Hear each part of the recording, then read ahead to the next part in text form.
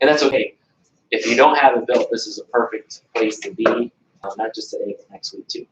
And then, like I said, the next one's a workshop. And then session 2 is pretty much, I would say, is a highly, highly, highly, highly, highly recommended session. Matt and Brian are going to be leading it. And Matt, if you guys don't know much about his business model, he works a lot by referral. Grew up on the South Side, comes from a very, very big South Side family, and he's got a real big network of friends, friend of friends, and cousins. And so his business model, and I've had the pleasure of being a colleague of that as a broker for this will be 9 years now, but his business model from when I first met him to today has really, really morphed. He has really embraced working by referral. And in addition to being a broker, in addition to mentoring and coaching and everything else, he still does 10 to 12 to $14 million and by referral. And so it's going to be him and then Brian York, who actually was a KickStart class attendee, 2 years ago, 3 years ago was when he first joined us from another brokerage. And he's really taken a lot of what we've been training on, teaching, and he's ran with it. And so he's going to be helping session 2 from a technical subject matter expert CRM standpoint. He uses a program called Follow Up Boss, where he's put all of his contacts into this CRM, and it's really helped him, make sure that all of his contacts are organized. He's got a system for touching them, following up, and he's, pretty much taken a lot of what we're recommending, for all of our agents and implementing the different systems. So that's session 2. Then the workshop. Madison will be there, Sarah will be there. The fun thing with that one is not only can they help from a technical standpoint, but then also helping with a marketing plan. So it's one thing, you got to build your database. That's step 1. That's like the foundation to our business. But then step 2 is, what are the marketing campaigns? What are the things that we're going to do now that we have this database? How are we going to touch them 2 to 3 times? Are we going to send them newsletters? Are we going to send postcards? Are we going to do client appreciation events? Are we going to organize pop buys or reverse pop buys? Are we having a system that birthday, anniversary, Mother's Day, Father's Day? So that's really creating a marketing plan. And the one thing I'll tell you guys is, no marketing plan needs to be exactly the same, but then also we don't really need to reinvent the wheel. A lot of it is just, making it personal, making it fun, making it unique to what you think. And if you just need to replicate a system 100% that another agent or one of the brokers do, that's the cool thing about what we have. It's all shared within the drive. It's all, things that you guys can just R&D, rip off and deploy. So my R&D stands for, I always say R&D, but I forget. Rip off and deploy. That's right. Session 3 is going to go really deep on business planning, what you need, what you want, what worked for you, where you need to concentrate your efforts. Lance is going to be leading that one, and Lance has done a really cool video about why. We all have our whys, right? Whether it's income-based, family-based, spiritual, whatever. But Lance goes really, really deep, and he can actually, pull out a lot of heartstrings. And it's one of those things to have basic necessity goals of income or providing for yourself or providing for your family. But the above and beyond that, Lance will really talk about on, why do we work? Why do we help our clients? What is our purpose in our life and within our family? Are we the matriarchs of our family? Are we the patriarchs? What is our why within our community? And so it really makes, every time I hear him talk or watch that video, it makes me always want to go above and beyond. And then, let's see here. That's session 3, the workshop. Is going to be creating an activity list. And please take some notes, and please hold me accountable and Michelle accountable, because we literally have all these things already for you guys from day 1. So it's not one of those things where, you have to wait. If you see something you like, and the reason I'm bringing this up right now is creating an activity list. Has anyone gotten a copy of my activity list from prior? Barry, you have? So that's going to be something that the activity list, time block, those are things that if you don't want to wait until session or workshop 3, we can start getting you guys going on that. This is, we have a pace, but if you guys want to go faster than this, all these things are either in the drive or something that we could share with you right away. Session 4 is working with buyers. Who in this room has buyer presentation? Everybody? Okay. If you don't have a buyer's presentation, you're in super good luck because we, with our marketing team, have been creating different marketing pieces that are able to be copied and then customized. And when I say customized, really it's just put your picture, your name, your phone number, your office address, your email, your website address. That's it. Everything else is very professionally designed. It's very, very turnkey. T-Bear over there gave us a real nice email to Sarah for the, did you guys see that marketing, but buyer timeline that Sarah shot out? So pretty much imagine that within like the buyer presentation. And it's really a great like a course, I feel, because let me ask you guys more questions. Do you guys do buyer, when you guys meet with new buyers, are you guys doing buyer presentations, sit downs, going through? Okay. So Lacey does. Awesome, Lacey. I don't have the material anymore. Yeah. But I used to have, so Yeah. I'm excited. So yeah, let's make sure that we'll get you that ASAP too, because that will be perfect, because that's not until session 3, which is 6 weeks away, right? So we definitely want to make sure you guys have that sooner than later. And so I'm going to put a really strong big plug. If you're not doing sit-down buyer presentations with your clients, definitely make that a part of your checklist, make that a part of your habits. What we find very often is when agents skip that step of this, you know, hi Rainey, how you doing? Love to help you as a buyer, and let's go look at houses. You know, we skip the step of the buyer presentation where we can talk them through the buyer timeline, we can talk them through how financing works, we can talk them through how the purchase agreement's going to work, we can talk to them about when they're going to need money for earnest money and inspection and appraisal and all those things. That's where, you know, things start to get a little wonky and the wheels start to get, you know, a little loose. Is that a good way to say that? And what we're finding is when agency and commission isn't discussed very early on and buyers aren't educated on how that works, next thing they know, they'll say, Barry, guess what? Thank you so much for all the information. I just bought a house this weekend. Oh, shoot. I could help you do that, but we didn't explain agency and commission. Or I bought a house at the open house and used the other agent. You know, we didn't provide the value that we could have provided in the buyer presentation. So there's a lot of things that we'll talk about, some systems, how to work efficient, all that fun stuff. So that's session 4, presentation. And then and Michael, he went through KickStart at least once, right?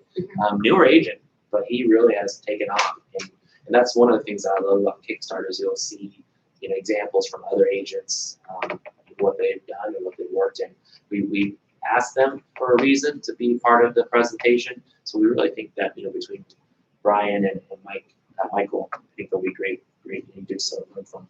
And Mike does a really great job with the buyer broker fee, which I know is a little bit newer, and I think he does a $500 buyer broker fee, and has a great way of just explaining it, and that's one of the reasons we picked it.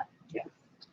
Anyone have any questions on that too? Before I go on to the next, how we have done our buyer broker admin fees and the credits that you get if you charge a little bit more than what the hard cost is. Everyone good there? Go ahead and do it. Yeah. Yeah. Yeah. So pretty much you have options. There's a hard cost for our service center, the TCs, to help our clients, your clients, with the purchase of their home, right? So there's a hard cost of $165. We have the $340 purchase agreement option that that difference goes to you as agents. And I've done the $340 for as long as I can remember, and never once have I ever had a buyer say, "Ooh, that's a high buyer broker." They just expect, or they know that they're buying a house and they're getting services from not just you as agents, but then also our company. And so the cool thing there is that extra net gets credited to your accounts, and at the end of the year, if there's over a certain amount, that's, you know, going to be deposited into your account, and you can do with it whatever you want to. And we've got at the end of the year, we've got agents that have some very nice credits at the end of the year, if any day too, depending on the number of buyers you work with, year to year or month to month, pretty much, you know, offsets a big chunk of your monthly fees. So, but if you have any more questions on that, be more than happy to do that. I do have one question. So, is there a way to since I changed mine to 500. Mhm. And is there a way, because it's underlined and it looks kind of weird. I don't know, it just doesn't seem seamless on the document. And like, it seems like it was copy and pasted. Oh, You so see is what there I'm a way saying? for you to make it look a little more seamless? Yeah, like I didn't know there was somebody that could maybe. We're working on that. Yeah. Oh, you are? Okay, good. Okay, awesome.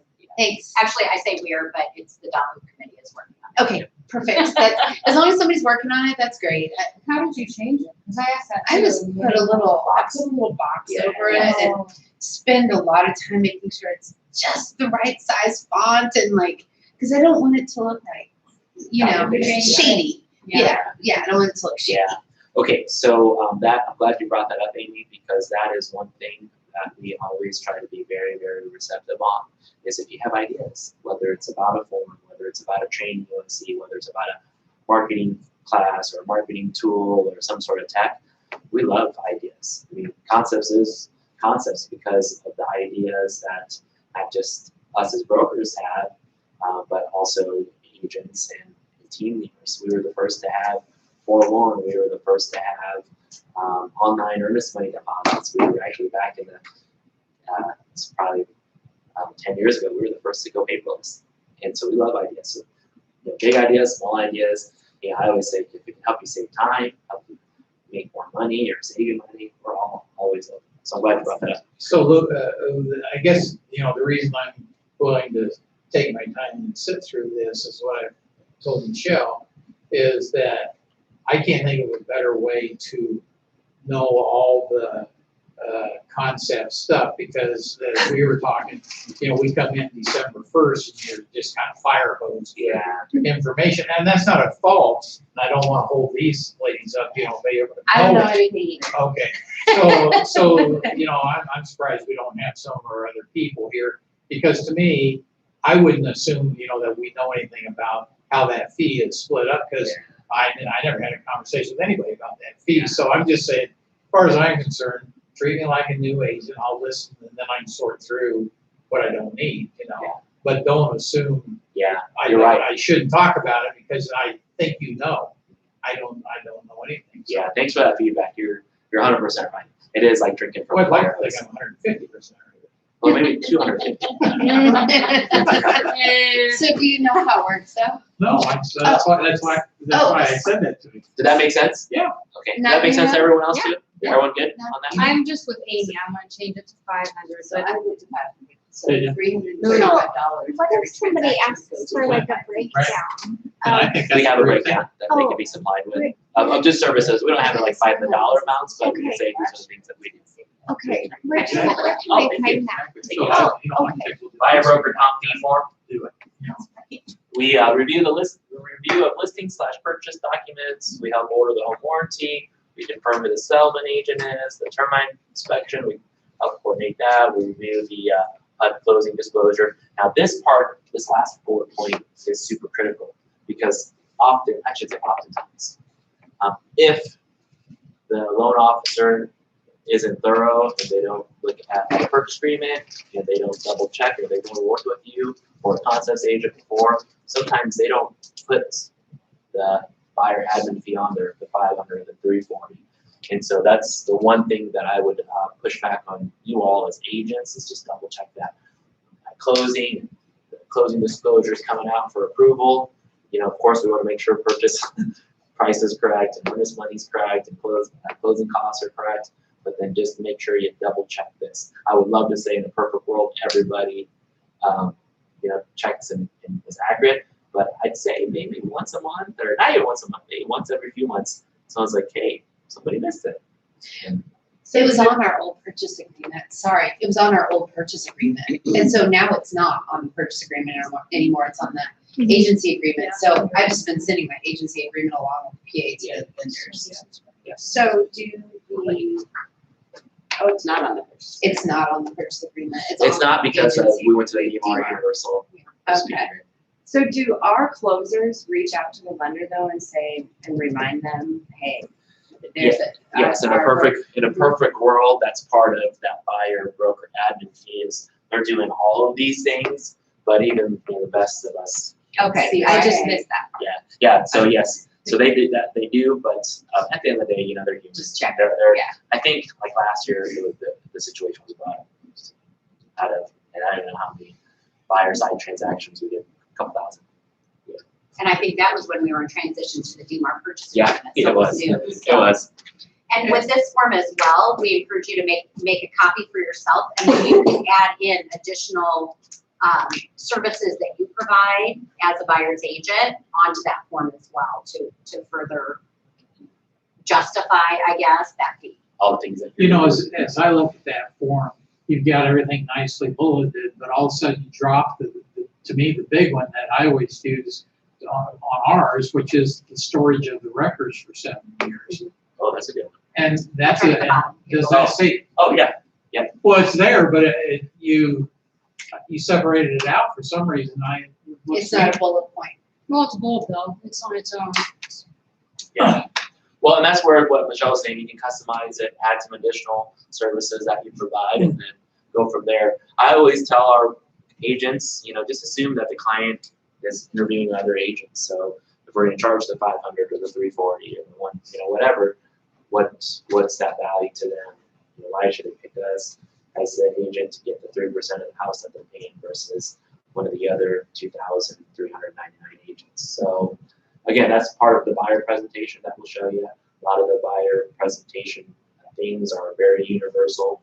I work with Remax, I work with Concepts, and then you can customize it to work to the point where I work with Amy, I work with Amy, it's AC there. So yeah, so that's gonna be session 4, workshop 4, and then workshop 5.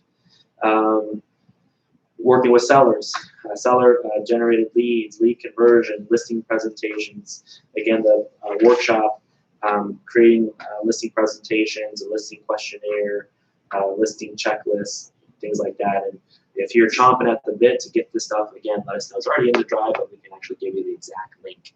And once you have that link, making a copy and making your own, it's pretty easy.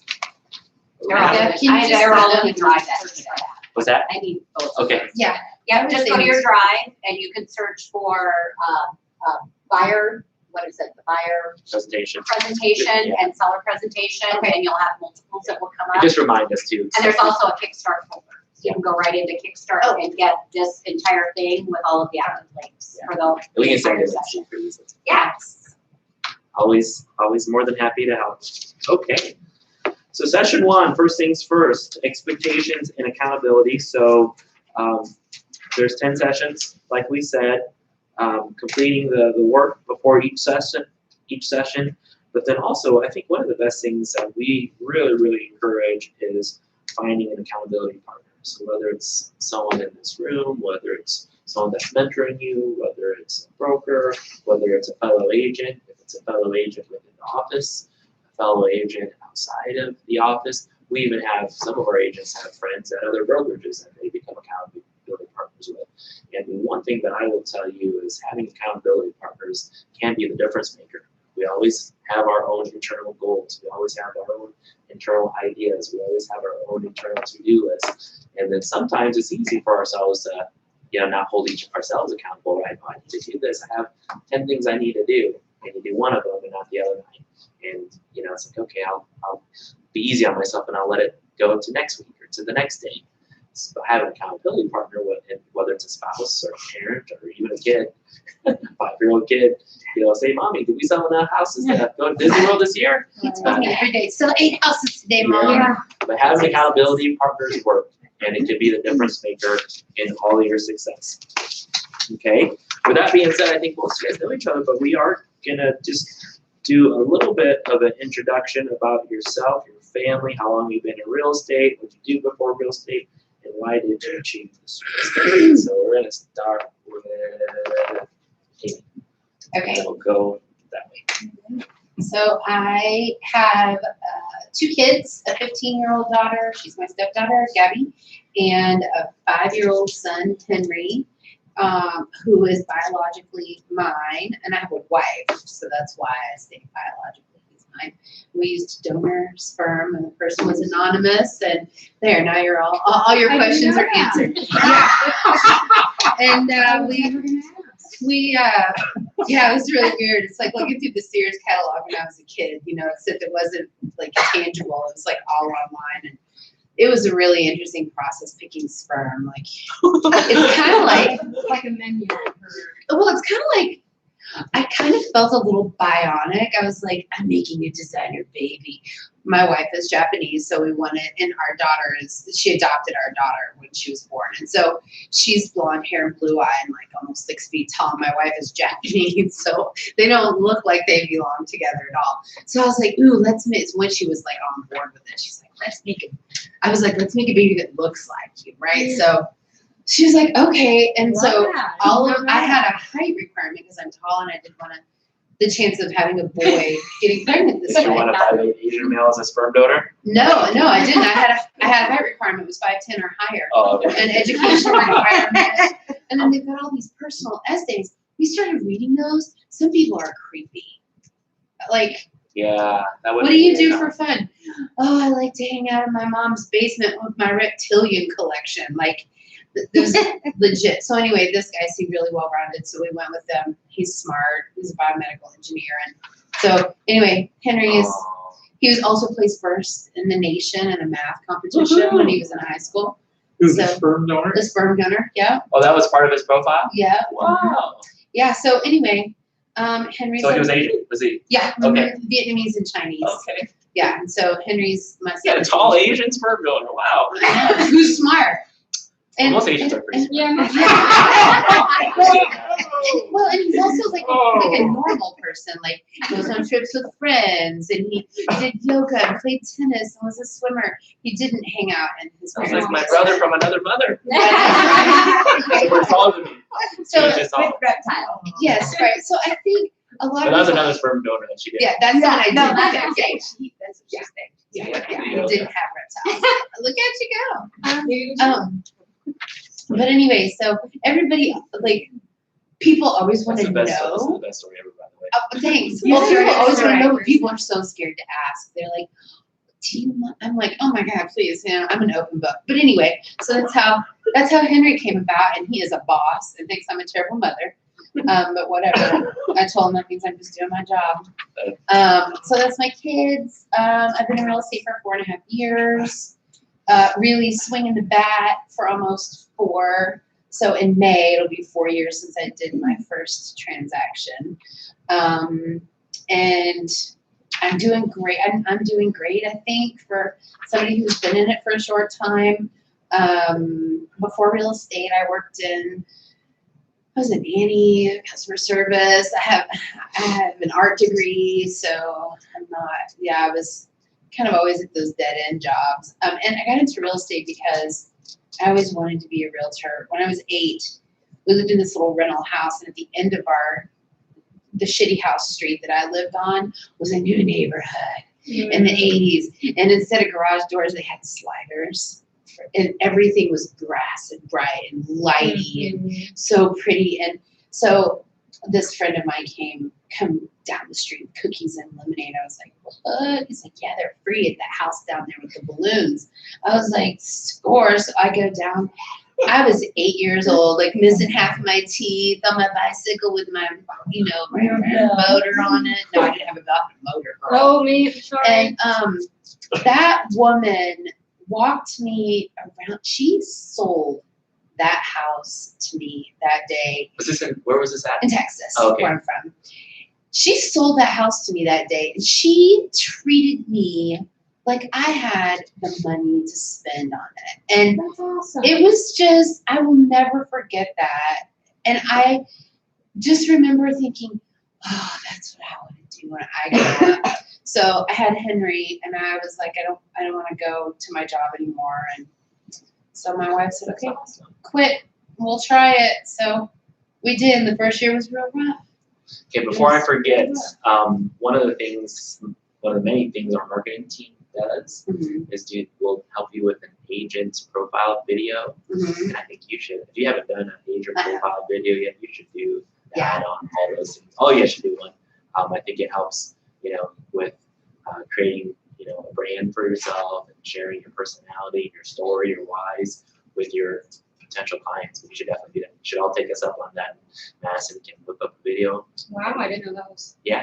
Nice. Yeah. Yeah, it's, I think that from, like, that woman really, I wish I knew who she was, so I could go back to her It and was my say, inspiration. you were, and I finally, because it's scary. I mean, you can't just, when you're a person, like just a person out in the world, and you don't have money, you know, we had to have like 30 grand in the bank before I could quit my job because we relied on my income, and so we had to have something, you know, and so we did it, and it was scary, Yeah. but we did it. Good for you. 4 years later. That's And awesome. 4 years later, yeah. All right. Well, there you go. Thanks, Okay. Amy. Rainey? My family, I am married to Steve. We have 3 daughters, Olivia, Vanessa, Sienna. My oldest is 15 as well. She's a freshman at Roosevelt. And then Vanessa's 4th grade and Sienna is 2nd grade. How long have I been in real estate? So I'm going on my 3rd year. And before that, I was a stay-at-home mom for 9 years. And at the same time, I was staying at home. I was a freelance writer and I wrote about homes. So I've written about probably well over 250 homes and been in homes and interviewed the homeowners, and I've been all over Urbandale and Beaverdale and Pleasant Hill and Altoona and Windsor Heights. Freelance for who? Like who? Yep, I was a freelance writer for the Iowa Living magazines. So I loved it, and I always left those homes. And, oh, those were my favorite homeowners. Oh, that was my favorite house. That was my favorite home. I loved it. So when our youngest daughter got into kindergarten, that was my timeline to stop writing, because I wanted to go have a real job, and this is my real job. Yay. So it was a great segue because I've been in so many homes and written about so many hostas. Hostas? Yeah, landscaping and Thanksgiving dinners and just home. I loved writing about homes, but it was time to go. It was time to quit because I'd done it for 9 years and I didn't want to write about homes anymore. You wanted to help But people write about their homes. Right, but I knew that I had to be something to deal with homes. I had to do my next job. I knew for a fact that it would be with homes.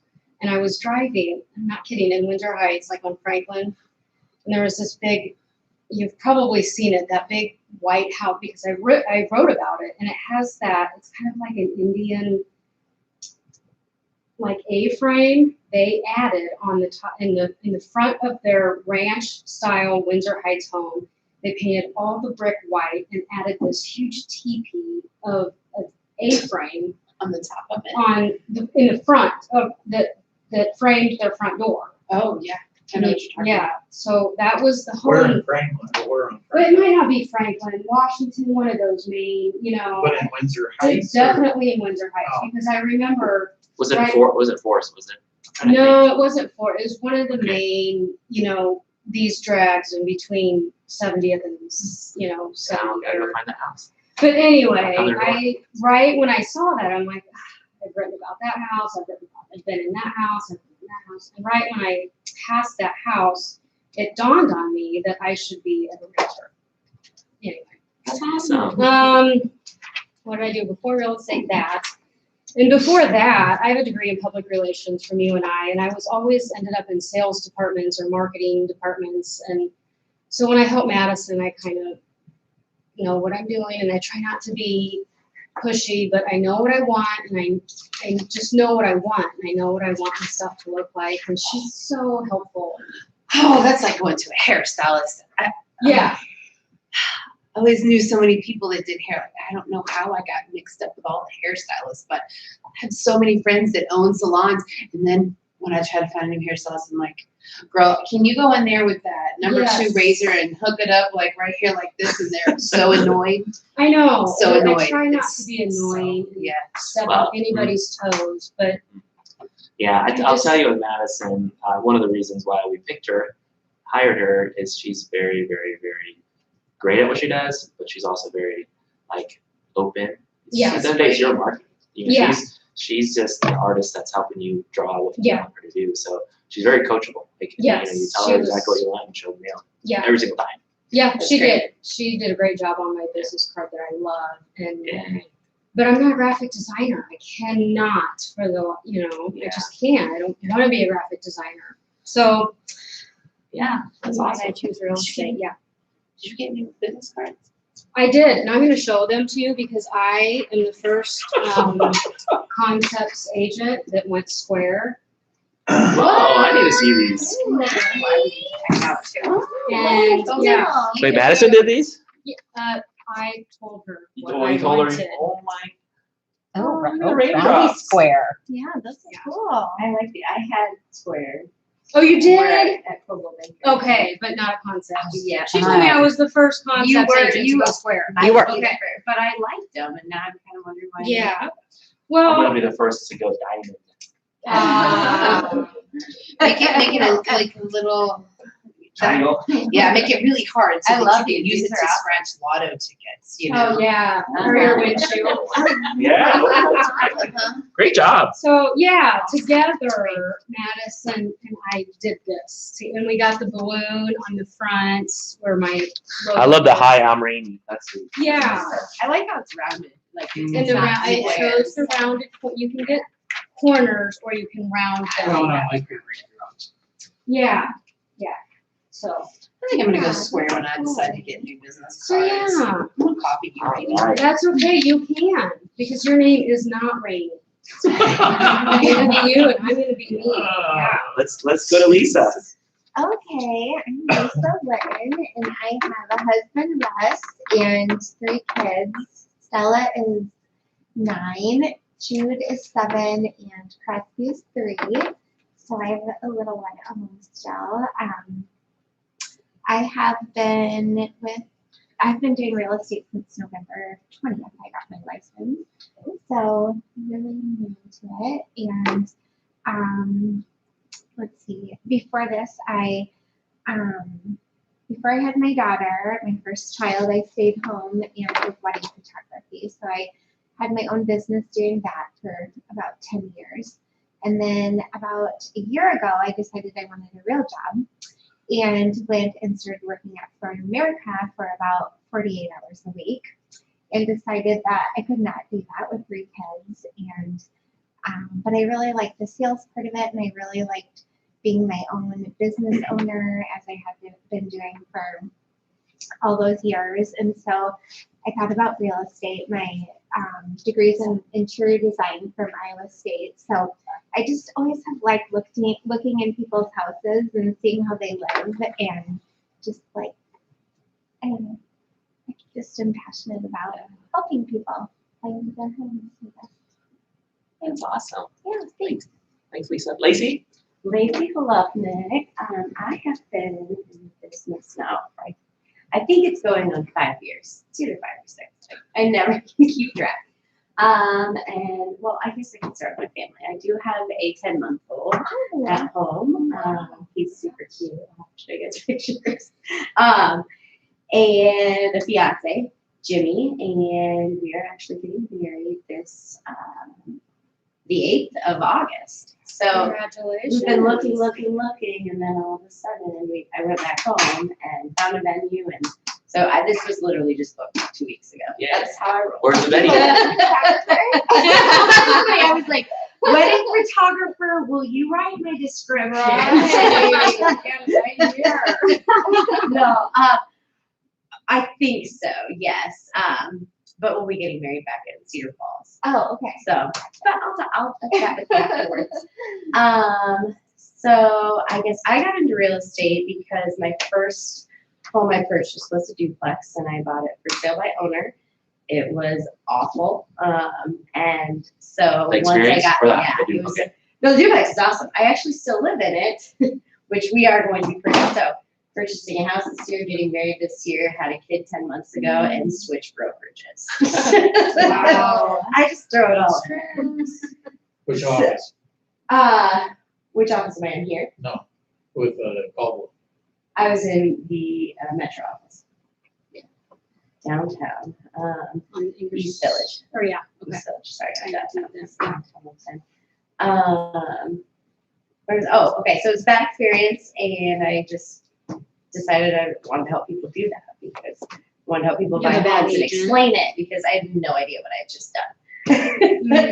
And what actually, it was my lender's fault when I got to the closing table. He had said, and I was single at the time, so I was the only one, I mean, other than my tenant, which was a brilliant idea. Yeah. She would have been able to get into real estate had I been paying mortgage. Yeah. So anyways, yeah, I just, like I said, wanted to guide people through the process and not go through the heartache that I went through. Because when I got to the closing table, it's really my lender's fault.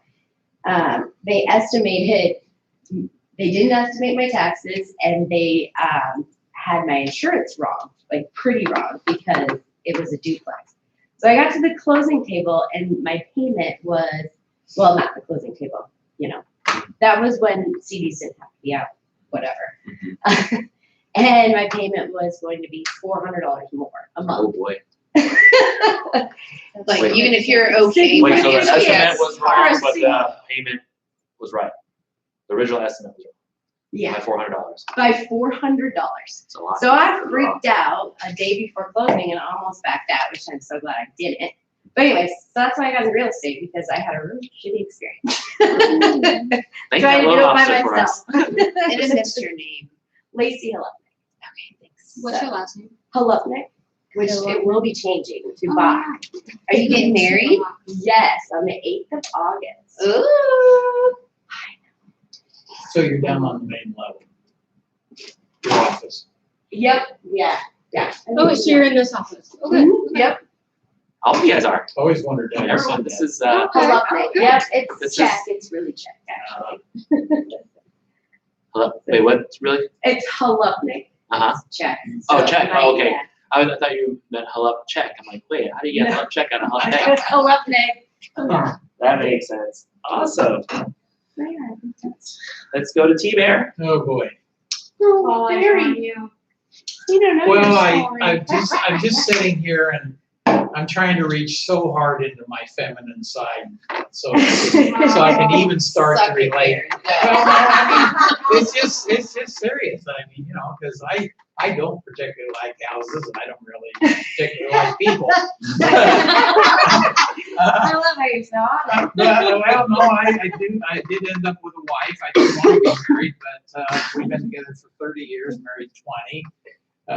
Didn't want to have any kids. I did pretty good with that until this year. I became a dad at 65, and she's only 5'4", and she weighs 125 pounds, and so she came to our lives because her dad was a real shithead, and she had a bad family life, so we brought her into our house. I guess it was 2 years ago. Oh, I didn't know that, Barry. And she's a special needs kid that is very high functioning, and we were able to get her through CNA training, and she's working at Calvin Manor and started her job started working full time this summer, and she gets her apartment here at the end of the month.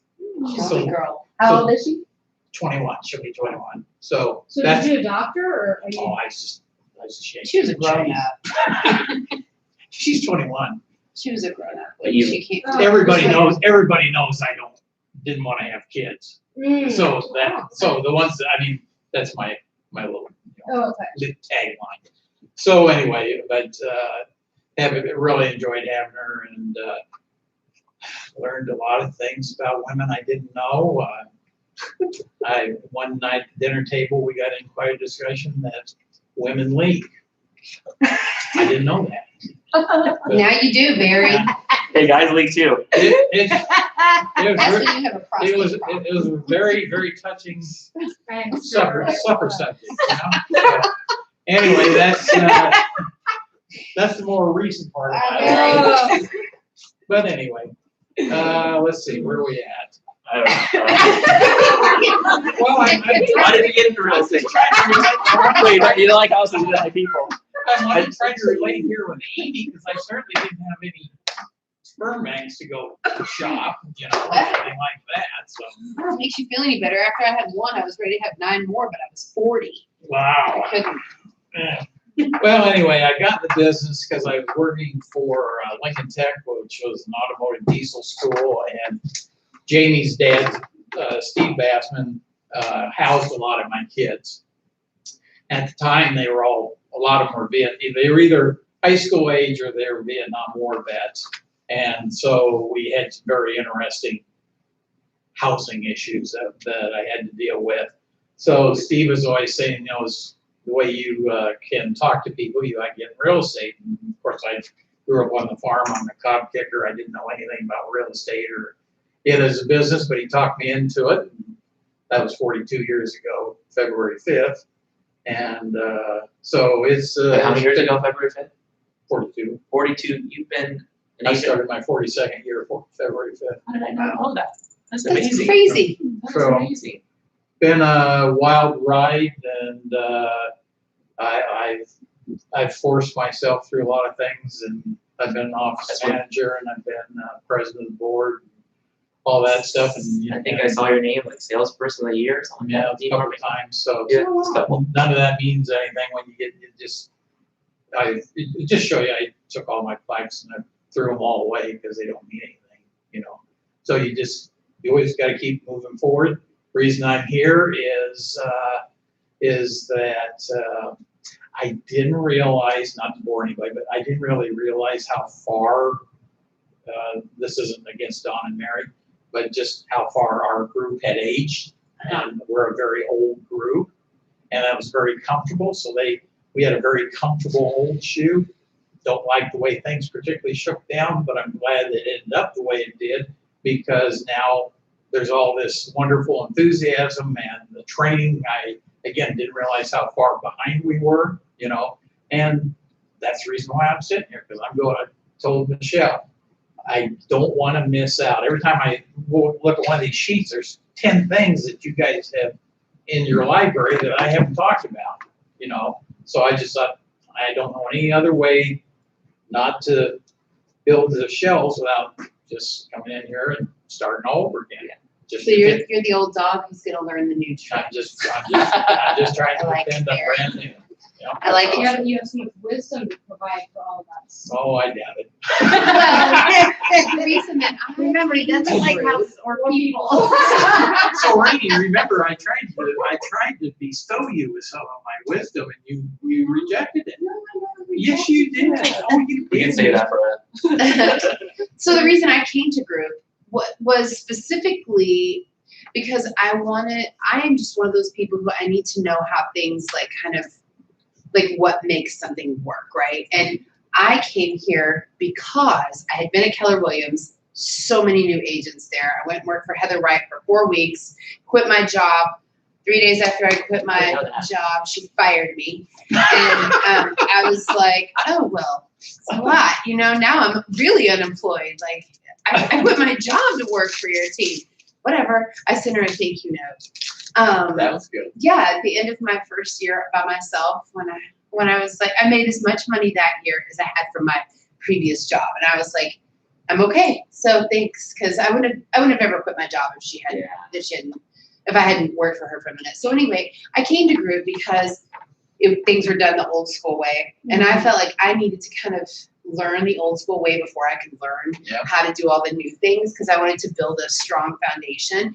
And I was the only greenhorn. There's nobody else in this building was new except me. I was it. Everybody else had been doing it for years and years and years. And so I was like, new agents are missing out on this. Like I'm going and I'm going to get it all because I can ask everyone questions every day and nobody's going to be like, oh, you're so annoying, you greenhorns. Because I was the only one. So I was like, oh, yes.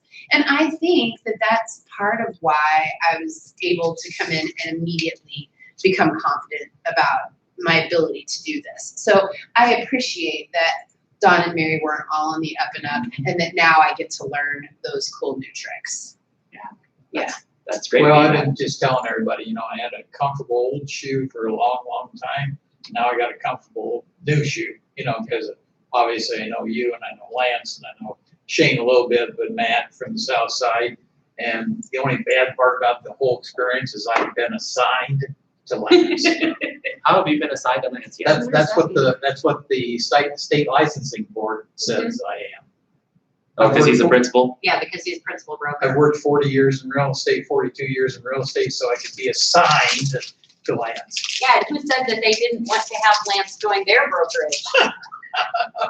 Barry? I never knew that You story. didn't hear that No, one? we'll do that one on the market. We'll let- I have an IOU with Barry. We'll let for Lance margarita. tell that story. Okay. He can tell it better than I can. So the job of principal broker might be available in 5 years if Yeah. Lance gets his way. If we get our way, he's like a lifer. He's principal broker emeritus. Yeah.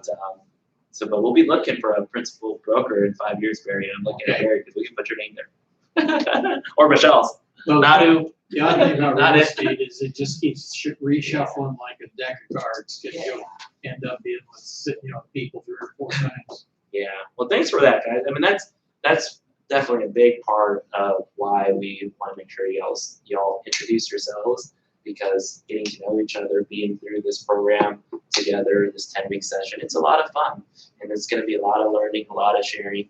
We'll create a Facebook group page, which was really neat to see this last year. We had a lot of agents get to know each other and just do things that were kind of uncomfortable, right? And I think if we look back at their business last year, great. And so Ann Arbor. I think we'll just add this group into Perfect. I our love other that. KickStart group, Yes. because then You we get to can see kind of what go they've back done. and look and Yes, see. I love that idea. Be prepared for some video challenges. Okay, well, let's keep going. So we've got, this one is very high level. This one is making sure that we're pointed in the right direction. So what we want to do next is think about who your support system is. Who is your personal board of directors? I would love to see my name, Lance's name, Matt's name, Shane's name, Michelle's name, Becca's name, Sarah's name on your support system, but then above and beyond that, in addition to that, Jimmy's and Joanne's and anyone else, family, friends that are Like Jimmy John's and Joanne's Fabric? I was talking about Oh. Lacey's Jimmy. Oh, I was like, that's like my lunch place and my favorite store. Those are probably support systems. They sustain me. You're and probably make on me their support system then. happy. So write down everybody that has your back. Unconditionally, your sister, your brother, your aunt, your uncle, your kids.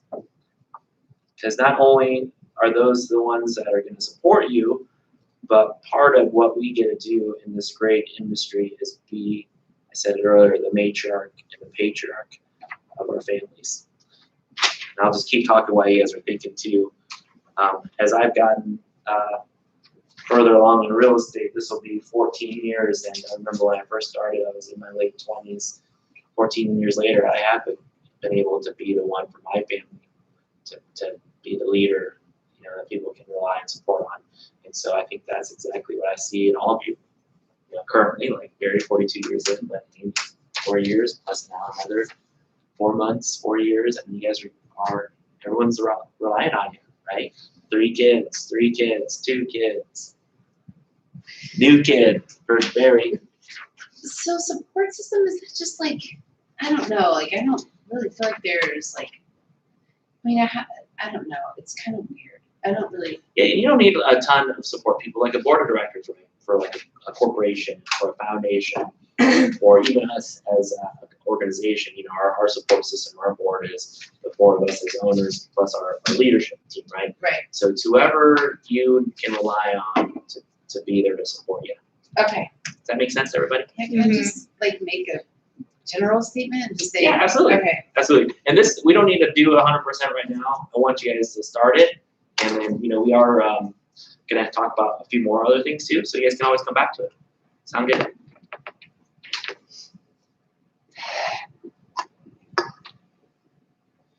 And then as you guys are doing that, I'll go ahead and jump to the next section, your SWOT. So SWOT is something that businesses, big and small, do on a quarterly basis. And what they do is they identify their strengths. What are the things that are keeping them in business? What are the things that they're known for, their reputation, their brand, their client base. So I want you guys to really identify your strengths. This can also be your personal strengths. Maybe it's your personality. Maybe it's your experience.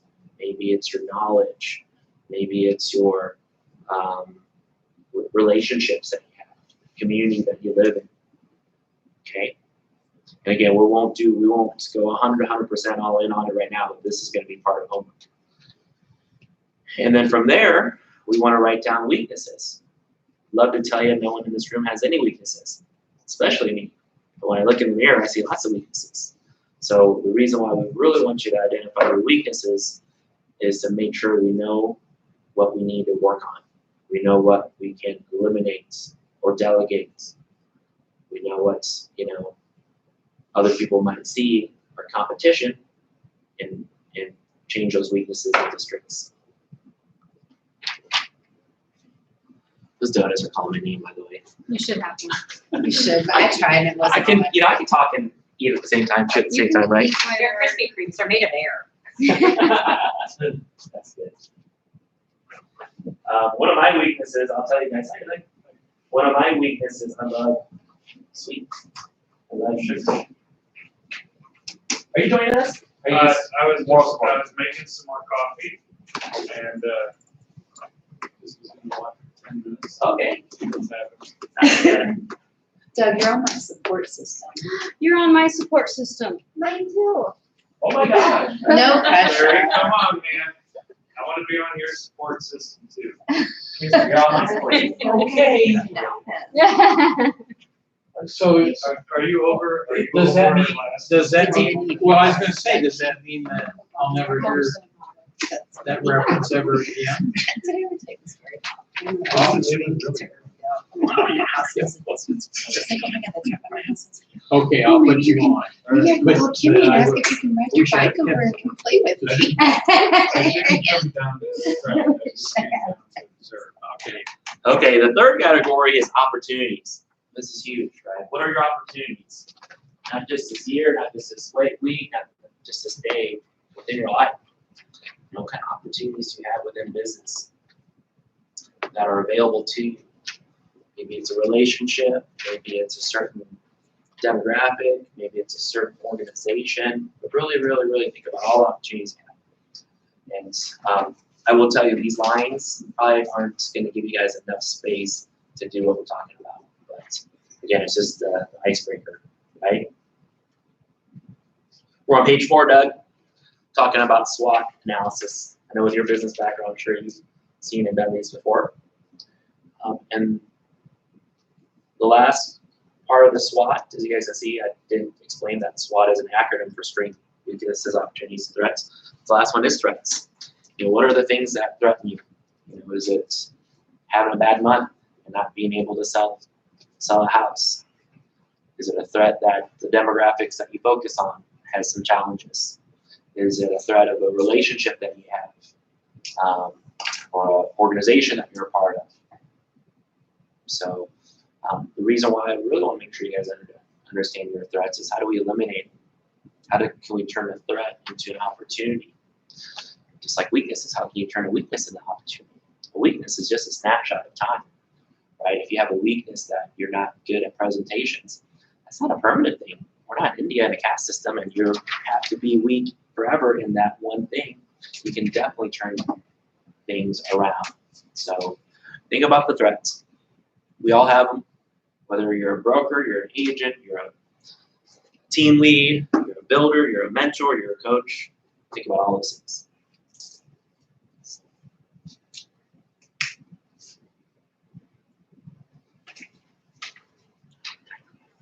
This is too long. So we're not in.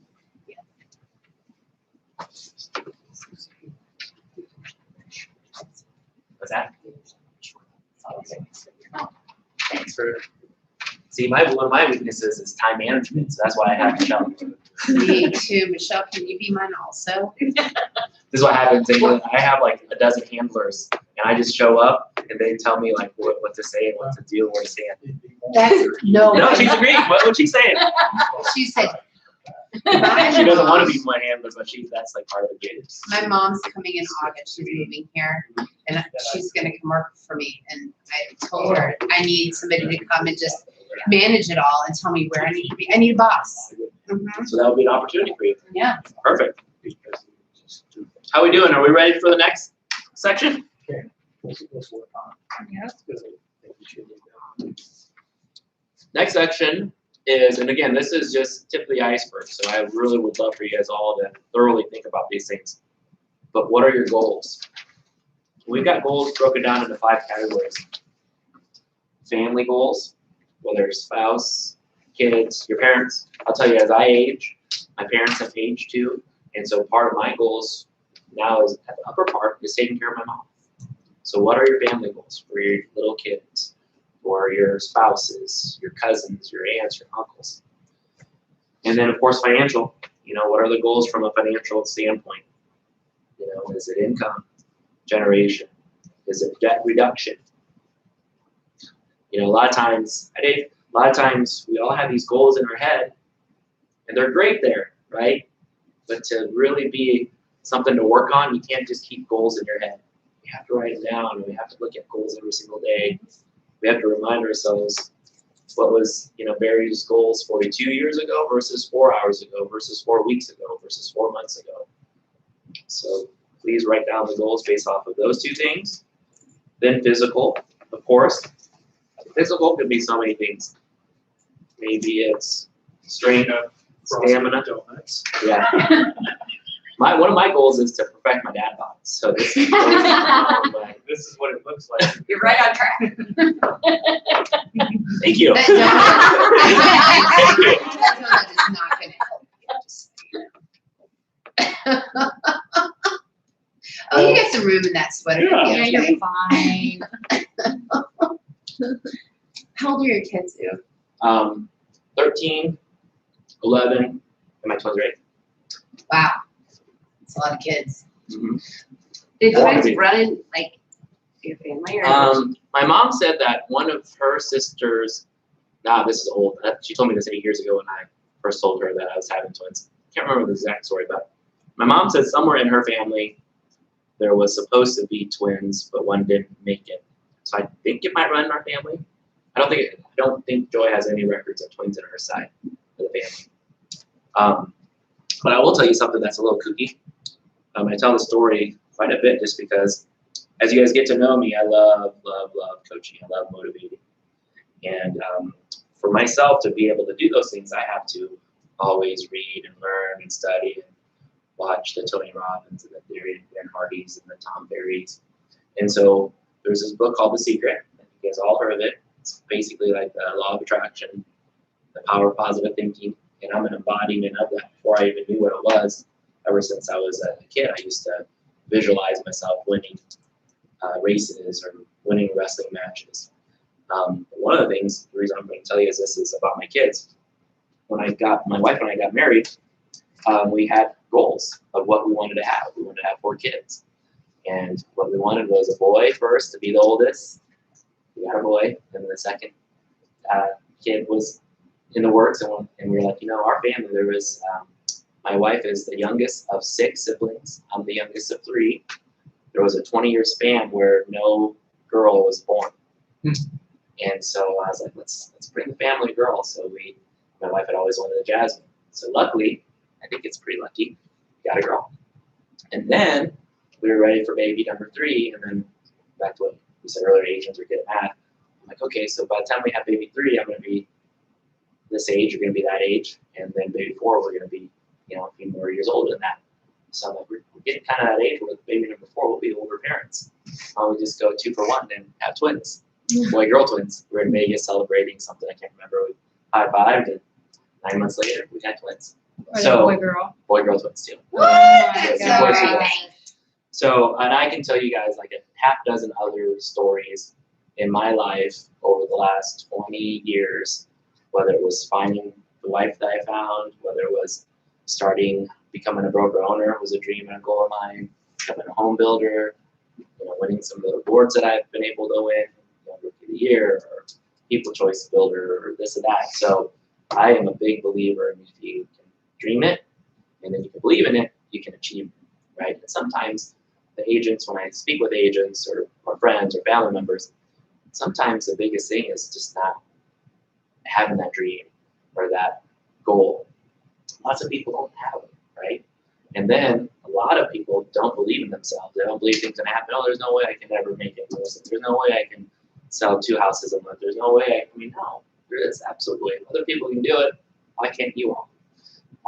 And then achieve, right? So that's the third focus that I always tell our agents to do is you can have goals, you can have dreams, you can believe in yourself, but if you don't work towards achieving them every single day, doing the things that are, part of your job description, then you won't achieve anything. So it's got to be that facet, all 3 legs. So back to goals. We talked about the financial, family, physical, but spiritual. You can make all the money in the world, you can be the best looking, best in shape or whatever, but if your spirit is off, your chi, your aura, whatever, it just doesn't work, right?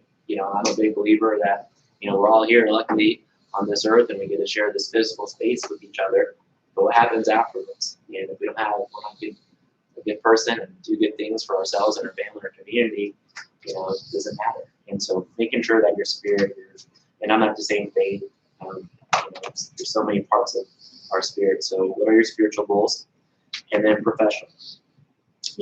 Professional goals, whether I've spoke to a lot of agents and they're on track to be, becoming broker associates, or they're on track to, building a team, or, selling these types of properties, or doing this amount of units, whatever those are, let's write them down. And part of being in this group is we're going to share these goals with each other next week, and we're going to find an accountability partner. And after the 10-week session, it's pretty neat, right? When people start to look back and they say, yeah, we did this, we did that. These were our goals. Make sense, everybody? Yeah. Okay. And then from there, anyone in this room ever do a vision board? What? A vision board? Rainey has? I have a home. I was planning to. Yeah. You always plan to? I was thinking But my about it. weakness is procrastination, so. Okay. Oh, yeah, let me put that there too. That's a good one, sister. So that's going to be one of our opportunities, is creating a vision board. And that's going to be part of the workshop next week. So, a vision, people say like whatever happens, happens, right? And I don't really believe that 100%. I really feel that we can all paint our own picture, create the vision that we want to create. But you have to see it first, right? Some people can see things before they happen. I've been very blessed in my life that I can see things for myself and I can see things for other people. I know pretty soon, if I'm going to be able to achieve the goal that I've envisioned. And I can tell you the same thing for yourselves. Like when I sit down and talk to people, I look them in the eye, I talk about backgrounds and goals and this and that. I'll very quickly say, I think I might have even said this to Lacey when I met with Lacey, and I said this to Lisa when I met with Lisa. I was like, hey, I already see it. Now it's just a matter of the plan and the systems, the steps, right? And so this is going to be one of the best things, if you've never done a vision board, the best things that you guys are going to do this first quarter. And a vision board, and there's different ways to do it. You can take a big old poster board and you can cut out some things that you print off from a magazine, put it on that poster board. With today's technology, there's all kinds of apps. There's Pinterest, right? And a vision board, sometimes people will say, oh yeah, I want a yacht on my vision board, I want a mansion, or I want a sports car. Those are great things to have on your vision board, but that's, looking at this room, that's not the complete makeup of who we are, right? So part of what your vision board is also is who do you want to be? Do you want to be the Mother Teresa of your community? Do you want to be the Jack Welch of your community? So think about who you want to be. The leader of your family, the patriarch, the leader within the office. So the vision board also can be things that you want to experience with your family. If there's a vacation, or a cruise, or you want to take them to Disney World. Those are great too. A vision, part of your vision board can also be the dollar amount that you want to have in your bank account. It could be the dollar amount of things you want to pay off. It could be a credit card that you cut up. And so I'm a big, big believer in creating vision boards. And so that's going to be part of workshop number 2 is, showing your vision board to everybody else. And so that way you don't have that excuse of, hey, I was going to do it, but I didn't do it, because the 5 of you guys will come next week and, if Barry has his vision board to share and no one else does, then he's like, hey, what's going on here? You guys didn't do what we talked about. Does that make sense, That's Michelle? our homework. Oh, perfect. If they doesn't show up enough. Nobody showed up. Answer that.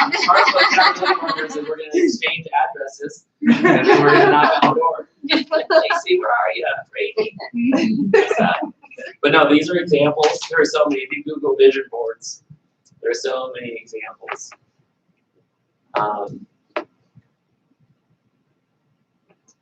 Had our kids do a vision board for the family this year, and they had a lot of fun. It was really neat to see what they put on their vision board. I think it'd be a bunch of toys and games and things like that, but it was really like, we want to go here for a vacation. We want to experience this. We want to do another road trip. And That's so a great idea. it's super fun. And the best part about vision boards, though, is when you make it happen. You've manifested your vision. And I definitely can tell you that it's easy to do. You just look at it every single day. Okay. And then part of your homework too, guys, is write your future bio. The person you're striving to become, the life you want to lead, the impact you want to have on your world.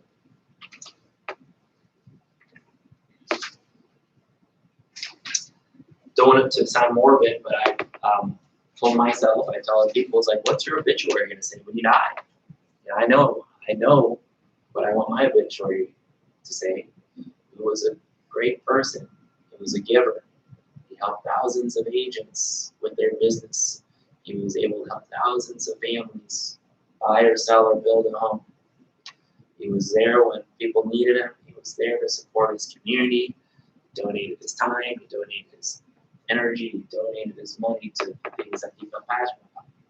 I know that's what my obituary is going to say. So what is your obituary going to say?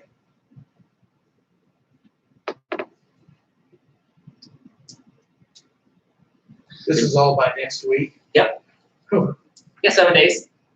Well, yeah, 7.5, I don't 6.5. know if I can emotionally recover that fast. But Barry, what's going on? I'm gonna have to get, From us? Do you need an emotional support? well, I mean, you know, I support got, squirrel? huh? Good God.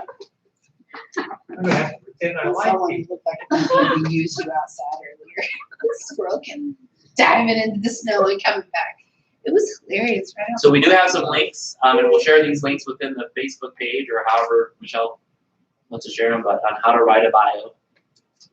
But ultimately too, though, so I'm talking about like visions and goals, but if you don't have a professional bio, that's also a great next step to do too, is, you know, as you're attracting these buyers and sellers and they don't know who you are, we all have to have bios, you know. I'm Amy, this is the reason why I got in real estate. This is my family. This is why you should use me as a real estate agent. So that's very important. And then we're gonna have more projects for you.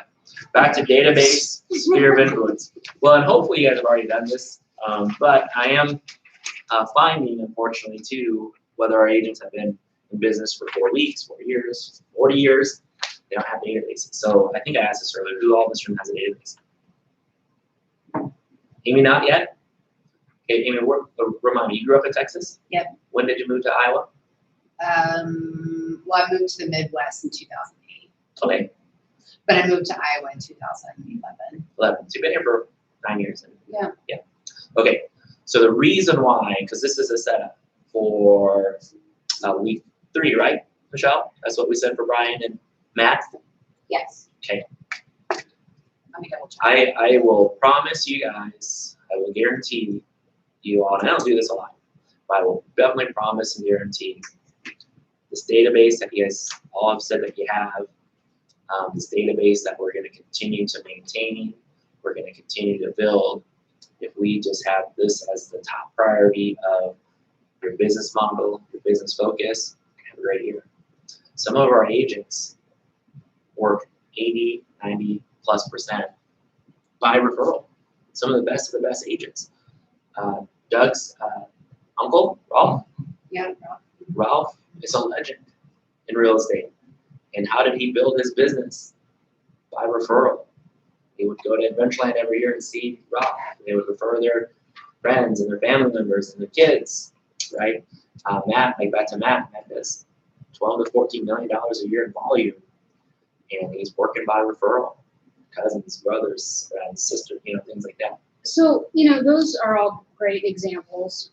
So what was their first referral project? I mean, take us back to before they were legends. You know what I mean? How did they start it? Was it a candle? Was it a piece of candy? Really? What? Because it wasn't Adventureland. Yeah, okay, so that's a great point. So we give examples, and that's part of the marketing plan, right? So step one is the introduction letter, if you guys haven't done that yet. And we have examples of that. Or a reintroduction letter if we've been in business for 42 years and we haven't reached out to our sphere of influence.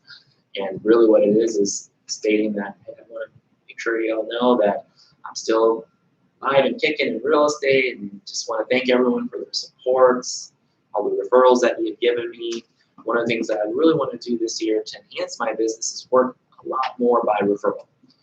You all are the people that I know, I love, I respect, and rather than just working with anybody, I'm just narrating, right? So this would be something that you could write down or do a video.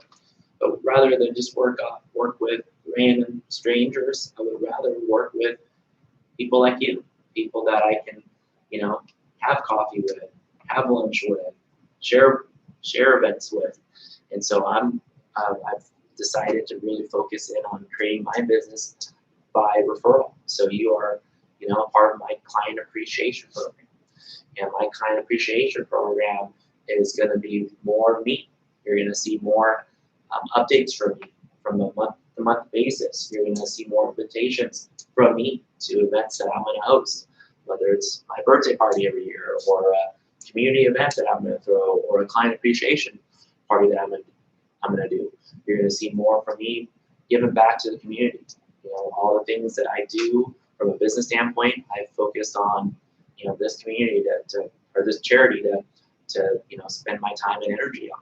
And so that's kind of like that starting point. And we have all this too, so I don't want to overwhelm you. This is all in writing.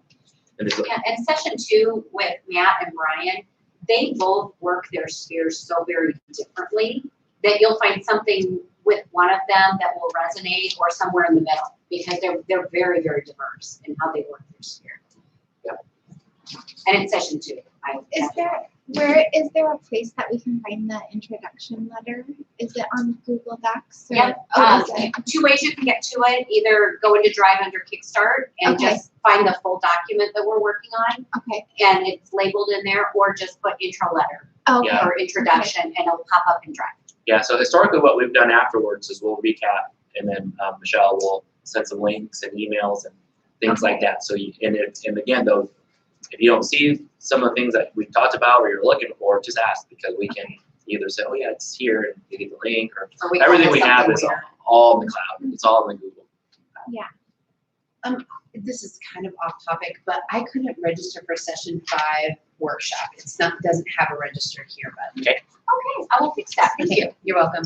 So I meant to say that so many times. It's operator error. It's just Session 5. no good time to interrupt and change the subject. Yeah, that's okay. So what I will tell you, so yes, everyone has their first day in real estate. Everyone has their first referral. But the key, foundation of what we're going to do, what you're going to do for the rest of your career is this database. If we build the database, nurture it, cultivate it, we do all the things that we're going to suggest to do, what you will see from a business standpoint is a 10% return.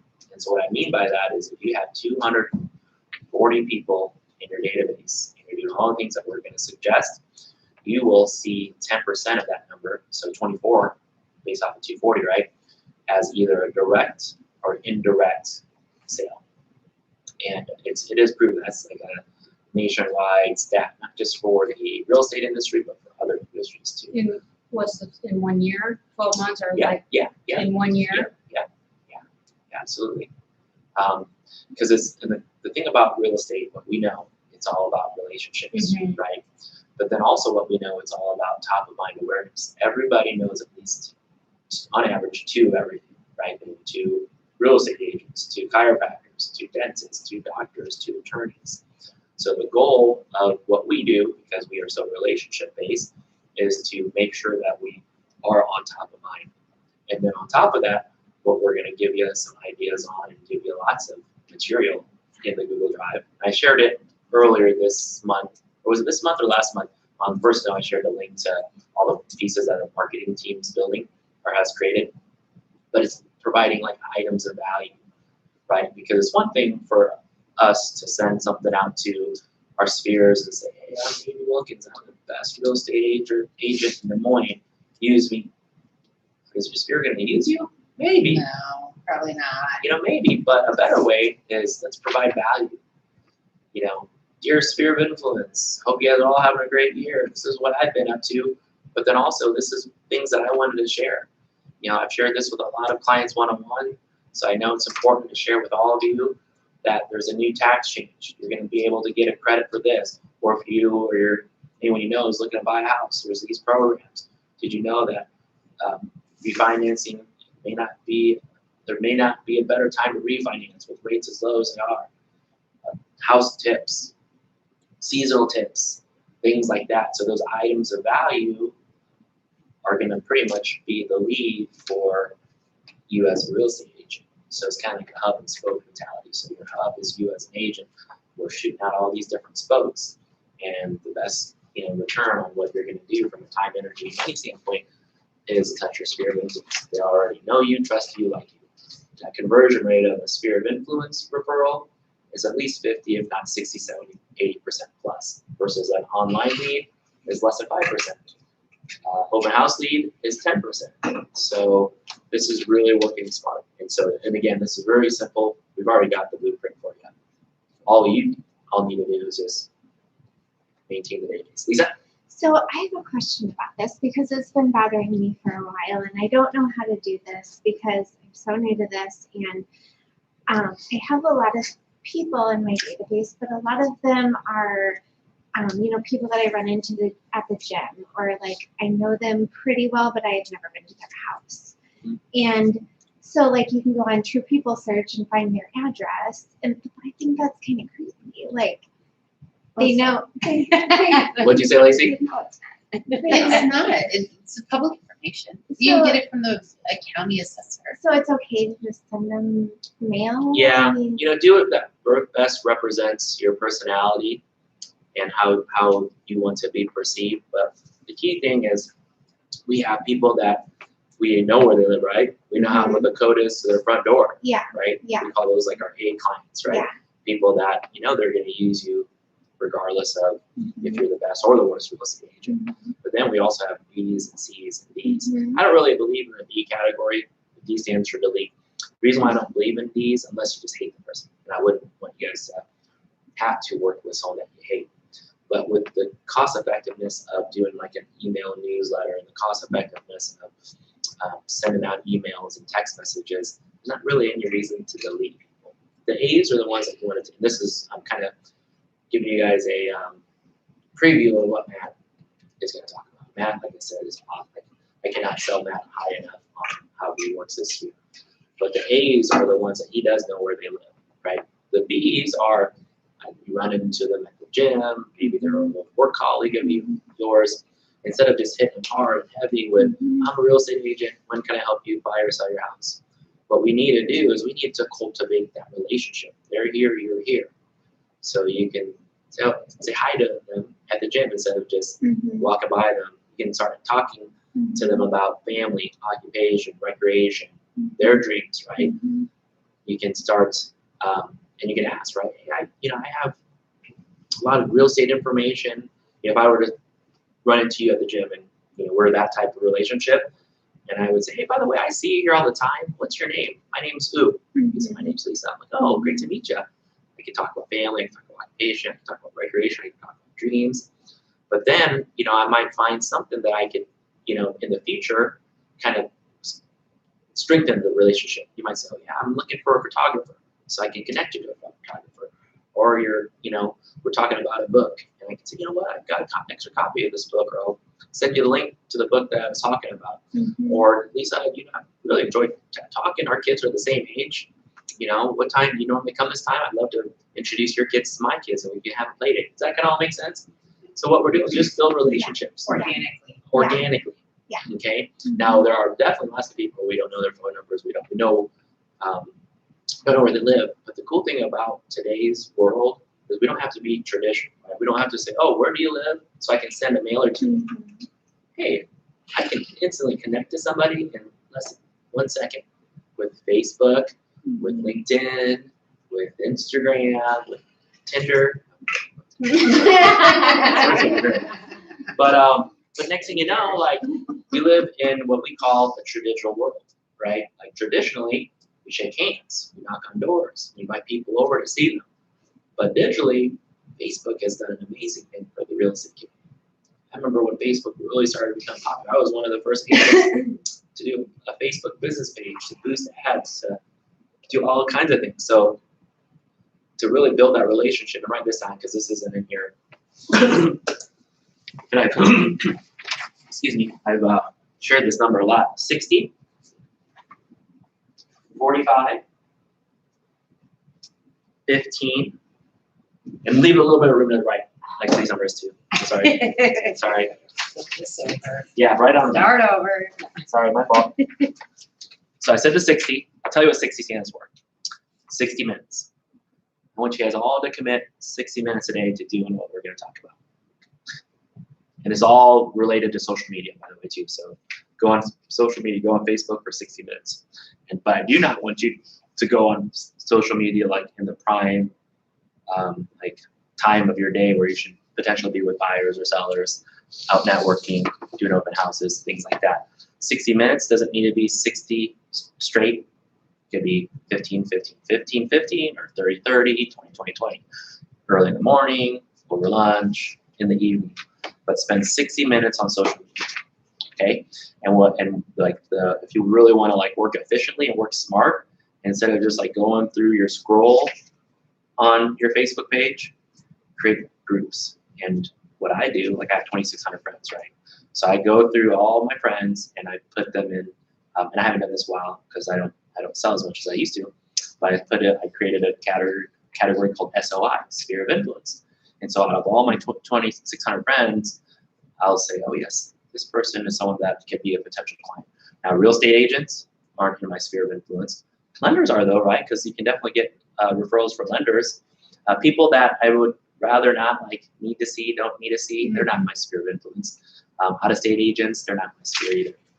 And so when you go on Facebook, now you have to do it on your computer though, because it's for some reason Facebook doesn't allow you to just look at your friends list on your mobile. But then when you have 60 minutes, you're seeing all your sphere of all those people that are in your database. That's who you're seeing, okay? Because then within that 60 minutes, the number 45 that I had you guys write down was 45 touches. So if Amy posts something, I'm gonna like it. Rainey posts something, maybe I love it. Lisa posts something, I'll ha-ha at it. Barry puts something on there that maybe, pulls at my heartstring, I'll do a little cry emoji, right? But 45 reactions to the post of your SOI. Per day. Per day. Jeez. Well, I don't even use Yeah. Facebook personally, so. And I'm so sick of it up to here. I don't want to be Yeah. on it. Well, and then this is where like, Sorry. that's okay. Social This media is where we're gonna talk about like a glass of water, half full, half empty, right? Okay. Social media, if you look at it as half empty, it's gonna give you exactly that. It's gonna give you nothing. Okay. But if you look at social media as half full and as a means to an end, Facebook is not the devil. It's Okay. actually something that you can make a boatload of money on. We have some of the best agents in our market are concepts agents that dominate social media, that get tons of business. If you see, I don't know if you saw some of the agents that were sharing that they were ranked the top social media, those are a lot of our agents that have heard the same conversation that who's telling you guys right now. Who was that ranked by? Like some sort of independent third So it party. was an- Yeah, So yeah. our outside of our market even. really, Yeah, yeah. They Wow. just looked at the metrics, the because we had algorithms. like 5 out of Yeah. top 10 or something. Yeah, it was a big amount. So it is a means to it. It's just like the phone. Right? Oh, I hate my phone when it rings, or I hate. Well, your phone makes you money. Same thing with lots of things. Like, oh, I hate open houses. Well, open houses, if done right, can make you money. Social media can definitely make you money, but you have to be strategic. That's where, and you can follow and unfollow people. So there's people that you just would rather unfollow. That they're negative. They talk about politics. They talk about things that don't really matter. then you can unfollow them. You can unfollow them forever. You can unfollow them for 30 days. But and 45 seems like a lot, guys. Maybe, I think, to what I'm hearing. But guess what? How long does it take you to like something? I have no idea. I don't use What's that? Facebook. I'll show you. Yeah. I'll give you a tutorial. But I posted, I think the last time I posted something was probably every year on Henry's birthday. Yeah. That's Well, it's gonna But be I'm something. working on it. It's one of my goals this year Yeah. is to like. So the rhetorical question was, how long does it take you to react to something on Facebook? And the answer is like not even a second. 1,000. When you're scrolling through Yeah. things, You could do you can read something real quick. And sometimes, honestly, guys, I read it. I don't look at all the details. I don't even finish the paragraph. I don't even look at all the pictures. I already know it's a nice post, and I already see like everyone else posts. Kind of my tell sign is like if Matt, Shane, or Lance have already liked it, I'm gonna like it too. Right? Oh, cheater. Well, Let's see. so that's 45 reactions. Now this is gonna be more time. 15 is comments. And so as you're on to really, and this is all about top of mind awareness. This is all getting them to think about you guys. When you like and comment, you're sending shots of dopamine, which humans love dopamine. It's like a happy drug, right? And so 15 comments of happy birthday, Lisa. Hope it was a great day. You have to have at least 3, if not 4 words in your comments. And you're just pretty much kind of giving them assurance on what they posted was meaningful to you. Okay, showing me. 4. You just said 4 in how many minutes? 2 minutes? 3 minutes? Oh, like, less than yeah, like Yeah. a few 45 seconds. seconds. Yeah. Thank you, Michelle. You're welcome. Oh, yeah, Okay. thanks. That seems What so did you- easy. You said 15 happy birthdays, but what did you call it? Comments. Comment. Just general comments. Yep, just general comments. So, Oh, and birthdays are super easy too, because those are going to appear for you. Yeah. Yeah, you get a reminder You on could do your a little phone. cake. Colvin Welbeck is really good at social media. Who else is? Tina Johnson's awesome at it. Stefan and Nia is really good at it. All agents that are doing very good business. So are they doing it themselves or do they have an assistant doing it for them? Some people do have assistants that do it for them, but a lot of agents are doing it themselves. Because the reason why it's great for you to do it yourself is then when you run into them at a kid activity or at a birthday party or at the grocery store, next thing you know, you don't have to like come up with like, Yeah. what am I going to talk about from a family, occupation, recreation, dream standpoint? Like, oh, hey, Rainey, thanks for Yeah. that popcorn. Or thanks for posting that picture about that popcorn. Yeah. Yeah, that looks delicious. Or how's your Yeah. daughter doing in volleyball and Yeah. all those things. So it is you have to rethink social media. It's an investment of your time if you're doing it right. You're doing it wrong if you're just like trolling on people that are talking about politics or the coronavirus or news or shopping. That's why I quit yeah. even So you gotta unfollow doing this. it. Yeah. because it's of that. Yeah. And then it just turns Yeah. me sour. Yeah, that's where you gotta build that group list. Yeah, you can take your sphere and just make a list of your sphere. It's a friend list, it's not a group. And just turn that on. We'll do that Next as week. part of a workshop. Oh, Yeah. okay. Okay, Yeah. thank you. Because then you can So- just turn them on, go through them and forget all the rest of it. Yes. You don't have to deal with the crazy sister-in-law that Yeah. has the cat video. For the brother, yeah. Waste my time. Well, and then you can, okay, and then I'm sorry, let's keep on. So that's 15 comments. This is where you're gonna get the best return on your investment. And it's 5 direct messages, okay? Back in the day, we used to say, hey, send out personal notes, thinking of you, congratulations, personal cards saying happy birthday, happy anniversary, happy Mother's Day. So we definitely still want you guys to do that, but as you've identified who your sphere of influence is on social media, and you have them in an organized fashion, you send them a direct message. Oh, Amy, thanks for posting that picture, that recipe on, that new meal that you cooked for the kids. How's everything going?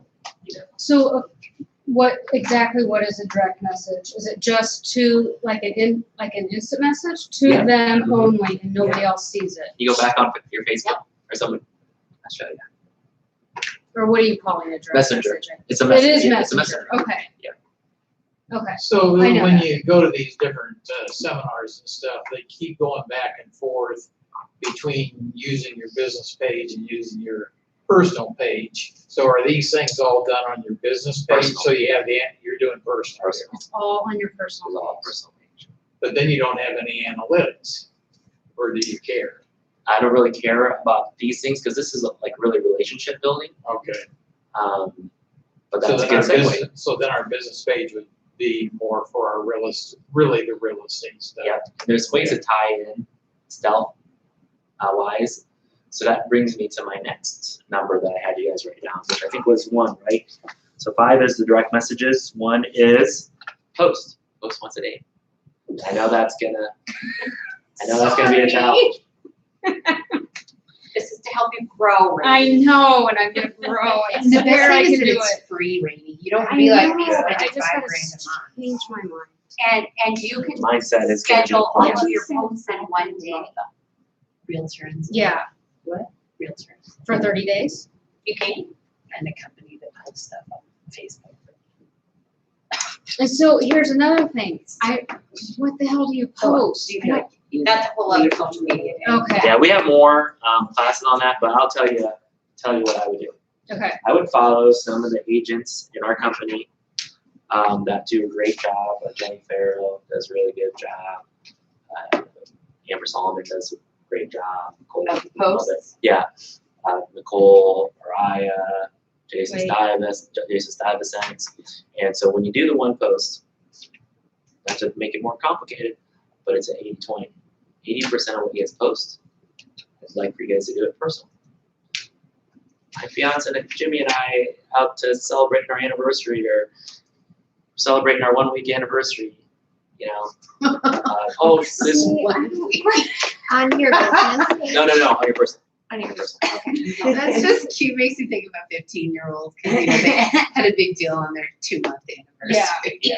But and like I said, to each their own. Like somebody has some great. If you have to reinvent the wheel, yeah.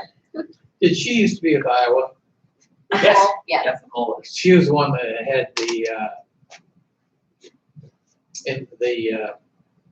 placard or freestanding Valley deal West in the Mall. mall. Yep. Okay, And she ran a social media contest that said, see me at the mall. yeah, And you had to take a picture with yeah. her placard and post it on her page I even noticed that. To do. to enter into a drawing. She does a great job. Now she's like social media 501 as far as like how advanced she is. But what I'm telling you guys to do is like basic, like and posting. You can definitely overthink it, but ultimately, guys, it's like you can share things. You know, there's different levels of categories of what you post, and we have that in our social media class. But you can share things that are funny. So if someone else is sharing a meme cat video that's funny, you can reshare that. If someone's sharing something inspirational, like an inspirational quote or inspirational video, you can share that. You can share something funny. You can share something. Michelle, go back. I'm sorry, I didn't mean to interrupt. That's okay. But I'm going to.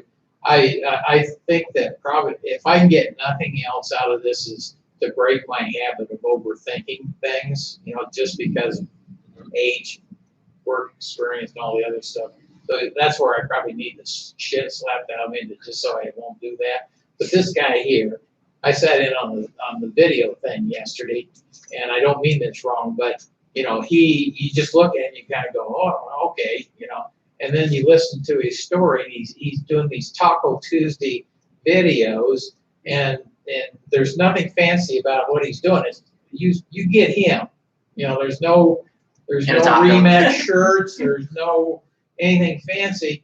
But then he got telling a story about one of his leads off that taco. I'm sitting there going, taco thing, yeah. And but he's picked up 10 clients off of some grandmother that complimented him about some damn thing he said on his Taco Tuesday thing, which I would have scuffed off, you know. So anyway, I Yeah. just, Another person who I does think a the really good job, overthinking thing is big. who's not at Remax, is Megan Hill Mitchum. She does like Mimosa Mondays. Yeah. I actually always watch her. Megan. Oh, she Megan did. Hill Mitchum. So I somebody's watched already this. doing Mimosa Mondays. We talked about that Yeah, during they Taco do. Tuesday. Yep, they do. They do Mimosa Monday, and she's done it now for, I think she's like on her 70th episode, but I watch it. Wow, that's a lot of episodes. Yeah. Well, and she's created a brand for herself with Yeah. Mimosa Mondays. Cameron's created a brand for himself with Taco Tuesdays. Jenny Farrell's created a brand for herself because every time there's a Vice thingy in the house, she'll take a picture of it. You know, so but that's them. Like those Vice, those things in the bait, like being Oh. whole pieces of board Little together. Yeah, ice. yeah, ice. Like literally every You time she mean sees. like a clam? Yeah. Yeah. So every time she sees a vice, she'll take a picture of it. A vice. I have never. Some people seen do like the one. pencil sharpeners. Yeah, no, When that you're I could see. doing Yeah. showings, finding the old And again, pencil like, sharpener. I like I that. love Shannon, but this might not be your brand. Like you may No. not want to dance in front. Like I'm not my videos when I post them are about my wife or my kids. Like and actually if anything, if you want to be real stealth, like I actually have people post for me and they tag me. So my wife is kind of like my PR director. Like if something's going on with the kid activity, and she likes doing social media anyways. But like my son just got green belt in Taekwondo. I'm like, hey, post that, tag me. And that's just part of our system. Well, that thing And that's Brian your did post with for the his day. video was awesome. So is that considered your Yeah, post absolutely. for the day? Okay. Yeah, absolutely. So it can be about your daughter's volleyball or popcorn. It can be about, hey, I just booked this wedding venue. So that's where the 80-20 is. Like if you go to So- watch a TV show and it was 80% commercials and 20% the show, you probably wouldn't watch it, right? Same thing with your friends on social media. They want to see, they're there to see you. Was I distracted when you said how much you should post per day? Once a day. Once a day. How much should you post on your business page? That's kind of up to you. Like I would definitely promote like new listings, upcoming listings, buyer needs. The business page is meant for buyers. I would also post like items of value, like if you've got a newsletter or home maintenance tips, things like that. If you live in the Drake neighborhood and Drake has some exciting news, you post those things. So you are like your own little PR media company, but you don't have to reinvent the wheel because there's so many other bigger media companies that are posting, KCCI, Channel 5, Channel 13, the Des Moines Register. So you can post a lot, share a lot of those things. Realtor business page, you can share from NAR, you can share from anywhere. But so that's the business. So, but what I'm telling you for like the daily post is personal. And what you can do, so back to the 80-20, 80% is personal, 20% is business. You can take what you posted from your business page and then share it on your personal page. And again, you don't have to reinvent the wheel because what you can do is if you just looked at like some of those concepts agents that we gave you the names on, just borrow what they're doing. Because guess what? They borrowed it from somebody else and they created it as a system. But if you're not, if you're against social media, you are missing a huge, huge opportunity for business. I'm not against it, I just don't. It's like a library, I don't know where to start, but I'm about to post. Yeah.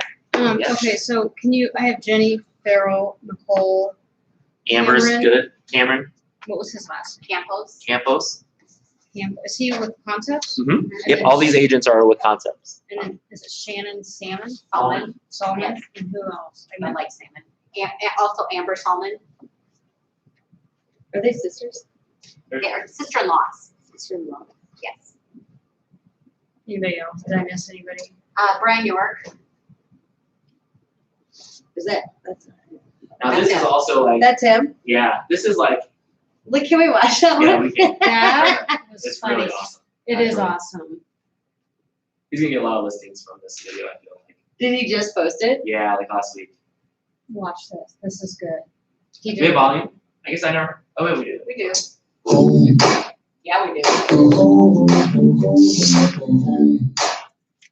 Oh my God, this, I always do this. I was just telling you about it. He recorded it. He's a musician too. This is that fallback you've been looking for. This is that tile shop, remodel kitchen, straight masterpiece. Styling, wildin', right in the heart of the city. Got wood floors, screen porch, gotta kiss myself, it's so pretty. Buyers hit you, hallelujah. Buyers hit you, hallelujah. Buyers hit you, hallelujah. Cause 3100 gonna give it to you. Cause 3100 gonna give it to you. 3100 gonna give it to you. Terrace driving it, hits the spot. Don't believe me, just call. Okay. So he's a musician though? He was, yeah. I mean, yes, I should say, yeah. So I had this idea when I was driving the other day, I couldn't pick Beyonce out of a crowd or not a crowd. If she was standing here, I'd be like, girl, what's up? I would know it was Beyonce. But I woke up with, I'm a single lady. And that's literally all I know of that song. So I was like, I'm a single buyer. Oh, Oh my God. not single buyers, first time buyers. First time buyers. That's And great. there you go. Yeah, There you Beaverdale Bridge. Yeah. Yeah, see? See, I'm doing love it. it. That's so crazy. I love Who it. was that? That was Brian York. Oh my gosh. He I does a have lot to of video. Can you go to like our concepts page and show them like an impromptu? talk to him. I think we did one today. Who did that video for him? Does he? He did it. hire? He had a guy do it. See his background. He does have some competitive advantages because A, he was a musician, and B, he used to be a videographer too. But that doesn't mean that you can't outsource those things or do your own thing. But I just play my didn't know, impromptu, like- would you please? That's me. I've been doing. Are you have to go to- Hi, this is Umexe with Remax Concepts, and I'm excited to show you this beautiful home. We are in Altoona. This address is 1524 Rutherford Court, Southwest, and it's listed by our very own Nora Crossley. Well, let Nora, maybe let Nora introduce herself and we can start. And there she is. Hello. Hi, Nora. How are you doing? Cold. Me too. Okay, that's good. That's good. And so, Nora does some good ones too. She does interviews on usually Fridays. yeah, Nora's awesome. Yeah. We really have some powerhouse agents that are really crushing social media. But the reason why I wanted to show you this one, like I literally do these videos, guys, with this phone. I don't have anything else. I have a little microphone that I bought, and it was like $30, $20. But I literally just walk with my phone. And so for those that like don't want to be in front of the camera, like I'm never in front of the camera. I mean, other people get in front of the camera. But so back to your business page posts, you're kind of doing your sellers a disservice if you're not going above and beyond what the average agent is doing. The average agent's gonna already do professional videos, right? The average agent already puts it on that once. The above and beyond agent is gonna do video walkthroughs. They're gonna boost listings on social media. They're gonna do a lot of things to get that seller as much exposure as possible. So we're not here to like overwhelm you, but we are definitely here to challenge kind of what you're doing and enhance to that because it's Newton's third law. For every activity that you put out there, for every action, you'll get an equal and opposite reaction. So if I prospect to my people, my sphere of influence, I'm doing 45 comments or reactions and 15 comments and 5 direct messages, I'm gonna get stuff back. If I check in with my sphere of influence and say, Happy New Year, hope all is well with you, Lisa, or happy birthday, or whatever, congratulations on the wedding, whatever that is, the law of reaction says that I'm gonna get something back. And maybe it's just another, hi, I'm doing great. I hope you're doing well too. It's karma, right? Boom, boom. But ultimately what's gonna happen is you're just gonna fill that up, all that positive activity up to the point where they're gonna be like, you know what, Lucy? I was just thinking about you. Billy and I were talking about listing our house, or my mom was thinking about selling our house, or my coworker's looking for an agent. We just got to be on the top of the minds of our people. And the only way to do that is to just be out there. Now, physically, traditionally, shaking hands, having coffees, having lunches, inviting people over to dinner, inviting them to the office. Those are all great things, but working smart is digital, and that's what we're talking about. You can touch so many people within 60 minutes. It's going to be a great investment. I'm gonna have that done You should. by next week. Ooh, I'm gonna give you a report of. Yes. I'm gonna keep a log. That's what you should do for homework. You should make us all keep a log of how many did we get this done. That's part of what we do. It's part of KickStart. Oh, is it? Yeah. Okay, look at that. That's part of this program. Once you guys start checking out like the Facebook page. Well, now the Facebook page is something recent. We used to say, okay, have an accountability partner, tell myself, Michelle, what you're doing. But then the Facebook page that you'll see like Rhiannon and other our agents post on, you'll see what they did too, which will be really neat. Okay, but back to database. So I was saying earlier, like I promise and I do guarantee, and I don't do this a lot, that if you guys are building your database, that's step 1. And then step 2, we can help you come up with a really awesome referral marketing plan, which is next week, which we don't have, you guys don't have to reinvent the wheel. This is all things that we have tons of examples on. You will sell at least 10% of your database directly or indirectly. And we have some tools that we'll share with you guys too. So we have templates for a CSV file for you to organize all your names if you don't have a database built yet.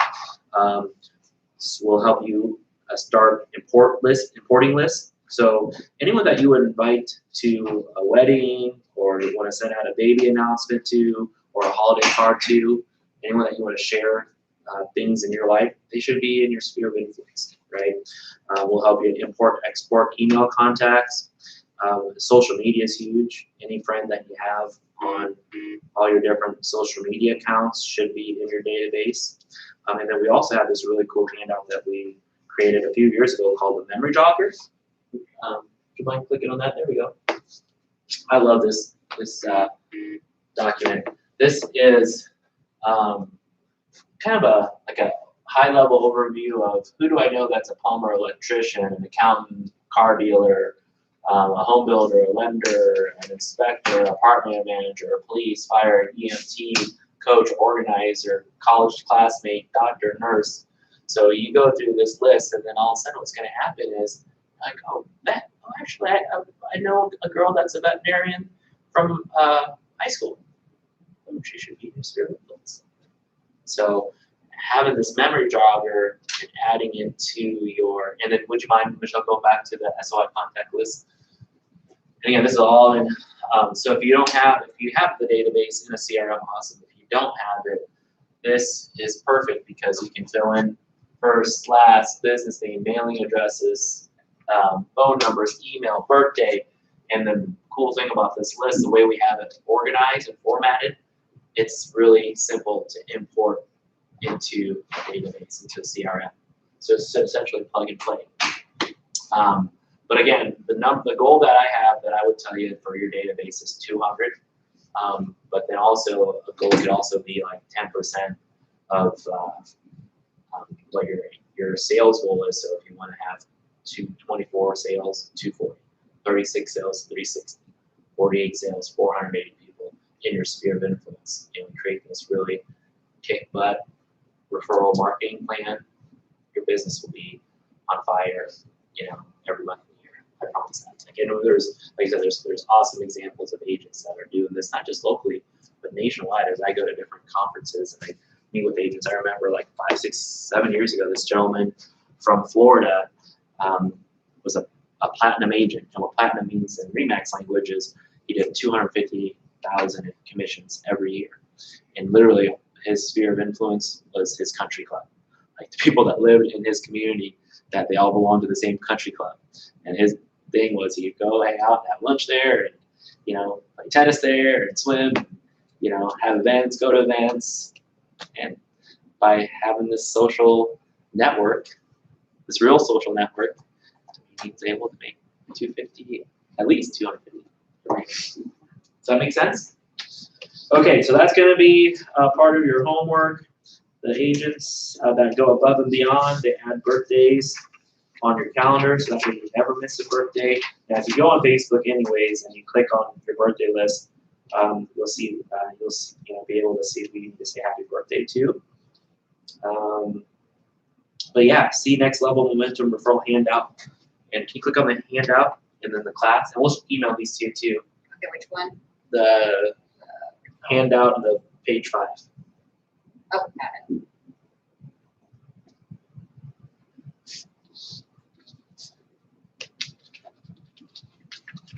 So this handout, will be a little more why, and then how to do it, and then the blueprint for touch points. So this is a sweet handout. This will be your roadmap. So again, we'll share that link with you. And then click on, you don't have to click on the class, but the link for the class in your handout is actually a class that is being taught. So you'll see it live next week, but then also you can definitely watch a class. What is that? Yeah, you'll see that live next week. That Okay. was the old one. Okay. Yeah. What is that class though? That's pretty much a video recording of what's going to happen next week with Matt. Oh, Yeah. okay. I think it was Matt It was just Matt, Matt, okay. So he won't be here in person, just in video? live and in person. It'll be live, yeah. Brian and Matt will be live here next week, but then you can also still watch them too. Well, next week's the workshop, Oh yeah, I'm sorry. and then the I'm next sorry. session, I'm off. yeah, I'm off the week. that's okay. Okay, so let's go to action items. Let Michelle know who your accountability partner is, and there's 4 of you guys here. I don't know if T-Bear wants to be accountability partner. I don't know. I should say. I don't know if you guys want to be women lead. You don't like us. Yeah. So no, this will be awesome. Actually, I kind of. Run-ins day one. Yeah, and you guys are all out of this office, so this will be perfect. Where's your business office is at? On first floor, First floor. 133. Right next to you, right around the right corner from her. What's your office number? Well, I think you're 168 or 148 or something. 57. Oh, 57. Maybe? I thought you were. Wait. The computer room? I'm like in the first hall, right at the end. Oh, Yeah, you Right take a there right, on the left. right behind Like where the Carol's desk. conference rooms are, there's one more office in between. Like, so you go Oh, right down right in at the Carol's old desk, you take a right in the shower first lady's hallway, office. and then you go left, and that's Lacey's office. Oh. You'll see her sign in the office. She has some signs there. Okay, so I think you 4 would be perfect as. Now I will tell you, you can do 1-on-1 for accountability. So like Amy and Rainey, and then Lisa and Lacey. Kind of rhymes. Amy and Rainey. Come on in. Or what you can do is the 4 of you together can be the accountability group. Because accountability groups, I've set up dozens of accountability groups within the brokerage, and I always find that it's best with at least 4 to 6. Yeah, I was gonna suggest that we just all Yeah. maybe we schedule a meeting now that we all kind of get together once between now and then. Like, how does that work? Yeah, what do You guys can do it however what do you want. recommend? Yeah. Once a How do we week? hold each other accountable? That's what we Well, want to know. this KickStart program helps you hold each other accountable week to week, but in between that, it's kind of up to you guys because today, when is today? Thursday? We're meeting again. Today's Thursday, right? Today's Thursday. We're meeting again next So Thursday. the schedule for this was a little odd We just used to be because of Monday. R4 and spring break and all kinds of things that are happening. So we're once a week for the first 2 sessions, and then when we come back, we are Tuesday, Thursday. So presentation Tuesday, workshop Thursday. Oh yes. Yep. That way we can get you up, going, through everything. So again, more fire hose, but it'll make it so that you're ready for the spring selling season, so that we don't get to the end and you're like, I'd really like to go, but I'm working with clients, which are always gonna be your priority. So, yeah, so we're doing it fast. And really, it's always been up to the agents because there are times where daycare or kid activities or whatever personal, Mondays may not work for everybody, Tuesdays do. So it's really up to the 4 of you. But I would say meet weekly, if not bi-weekly, maybe weekly at first to really get like a good head start to all the things that we're talking about, and then we'll go from there. So. Yeah, so is there a day that works? Should we do this now? Like, And there's a lovely sofa out there now. You can Well, why don't you guys do this afterwards? Let me go through this. So action items, start working on your database, build it, maintain it, cultivate it. Vision boards. I mean, if you guys can get a great head start on your vision boards to share them for the workshop, that'd be awesome. Current bios, future bios, and then watch the True Goal Plan by Lance, and the Next Level Momentum Referral by Matt, and then and the workshop. And the workshop really just bring your computers, because then we can help you with anything that you need from a database standpoint, and then bring your vision boards. I will say this though, I know I just gave you guys a lot of information, but it's gonna be like the time, energy, it's gonna be this thing. when we get to Tuesday, Thursdays, are we gonna have this much work that we have to get done between Tuesday and Thursday? It won't be a ton of work, Okay. but there will be work because Okay, I'm okay it's with like work, buyer but, presentations and then listing presentations. okay, And like I said, if we can get you guys a head start to some of these things, because we have the break with R4 and then and spring spring break, break. yeah. So if that's- anything, we can help get you guys all ahead of you. And the buyer and the seller presentation, the cool thing is like we literally have it ready for you guys to duplicate. Just Nice. copy it and then just literally drop your picture and your info in it. Nice. Buyer presentation, listing presentation, and then the other workshop is kind of a continuation on what we're talking about already with your referral marketing system. It's really going to be like the meat and potatoes of what you're going to you share them with your sphere. And time management is one of them too. Yes, I mean, just one of them. That's I love that my number one weakness. Yeah, well, and so, no one, I mean, time management really is like a misnomer. Like, no one really can manage time. We can't just stop the clock, right? But what we can do is block your time for prospecting, for your personal time, for your workout time, for your spiritual time. And so we all have the same amount of time in a day, in a week, right? So 7 hours or 7 days a week, 24 hours. We all need to eat, sleep, take care of ourselves. And so outside of that, we should be dedicating at least bare minimum 6 hours, 8 hours to this business. This is a full-time gig for us to achieve the big audacious goals that we're going to have. And so within that time block, and the cool thing about real estate, right? A lot of people get into real estate because of the flexibility. Well, maybe your time is 9 to 12, then you have some personal things, whether it's with kids or whatever, and then it's 3 to 6, 3 to 7, that's your client time. So whatever works for your schedule, time blocking is critical, because that way when you create these time blocking calendars and you create habits, a lot of times you have to do things at least 12 times to create a habit, create these habits, and you tie them with the right attitude. And then the next thing you know, all the skills that we're going to help you guys build and nurture and cultivate, put those 3 things together: habits, attitudes, and skills, with the time and the energy that you're going to be focused on these projects, you guys can hit any goal that you want to. So I do know, like, this program works. This program works, right? Yeah. Lindsay, I don't think I said this earlier. So Brian York, I'm going to brag about him just a little bit. He was an agent at our realty. I think he did a few houses, a few transactions, and he joined a team. Didn't get too much traction for the team, and him and I just really clicked personality-wise. And I'm like, you need to, come to this class and, just let me coach you, right? So we did KickStart once, kick butt. Did KickStart twice, kick some more butt, and then he bounced it. He still, to this day, will bounce in and out of KickStart and all the different coaching. I think last year he did like $13 million in volume, and he's been an agent. This will be his 3rd full year, right? I think something like that. 3rd or 4th. Yeah, Lindsay Aaron, another one of our newer agents. She's probably about the same timeline as Brian, 3 years or so. I can't remember what she did. She did at least 8 million last year, at least. I knew her number one, I just can't remember. Now she has an assistant. She's had a great year. Great career.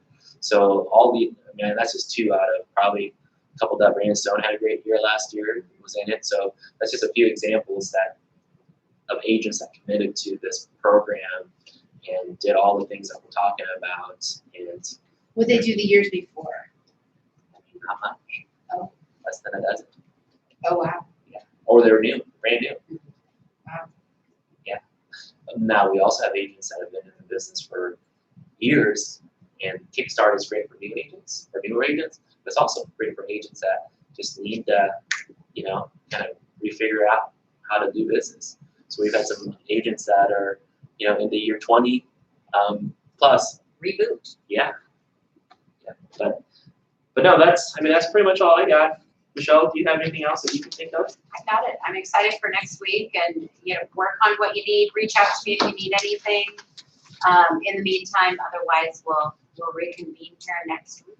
Yeah, Michelle's going to be our point person for the course, and then we're going to have, like I said, weekly. We'll have different individuals do what I just did, but I'll always be available and kind of like a helicopter here. So check it out.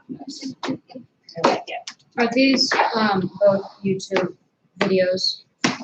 Yes, Next Level Momentum is also YouTube. Yeah. they're on our channel. You'll get the links for them. Mhm. Sorry, I just moved the table with my foot. I'm so fired. I'm excited, guys. Yeah. And I said vision board the goals though too. So start thinking about your goals. So on those are we physically bringing in a vision board? You can if you want, but there's also electronic Okay. apps that you can create You can create a vision board on an app. Yeah, there's apps for vision boards. No, There's some links that are some app names on that handout they see. Yeah. Somewhere in there, or even Pinterest. Like if you want to create a Pinterest board, a lot of our agents have got vision boards that way. Or do a collage and put it on your phone.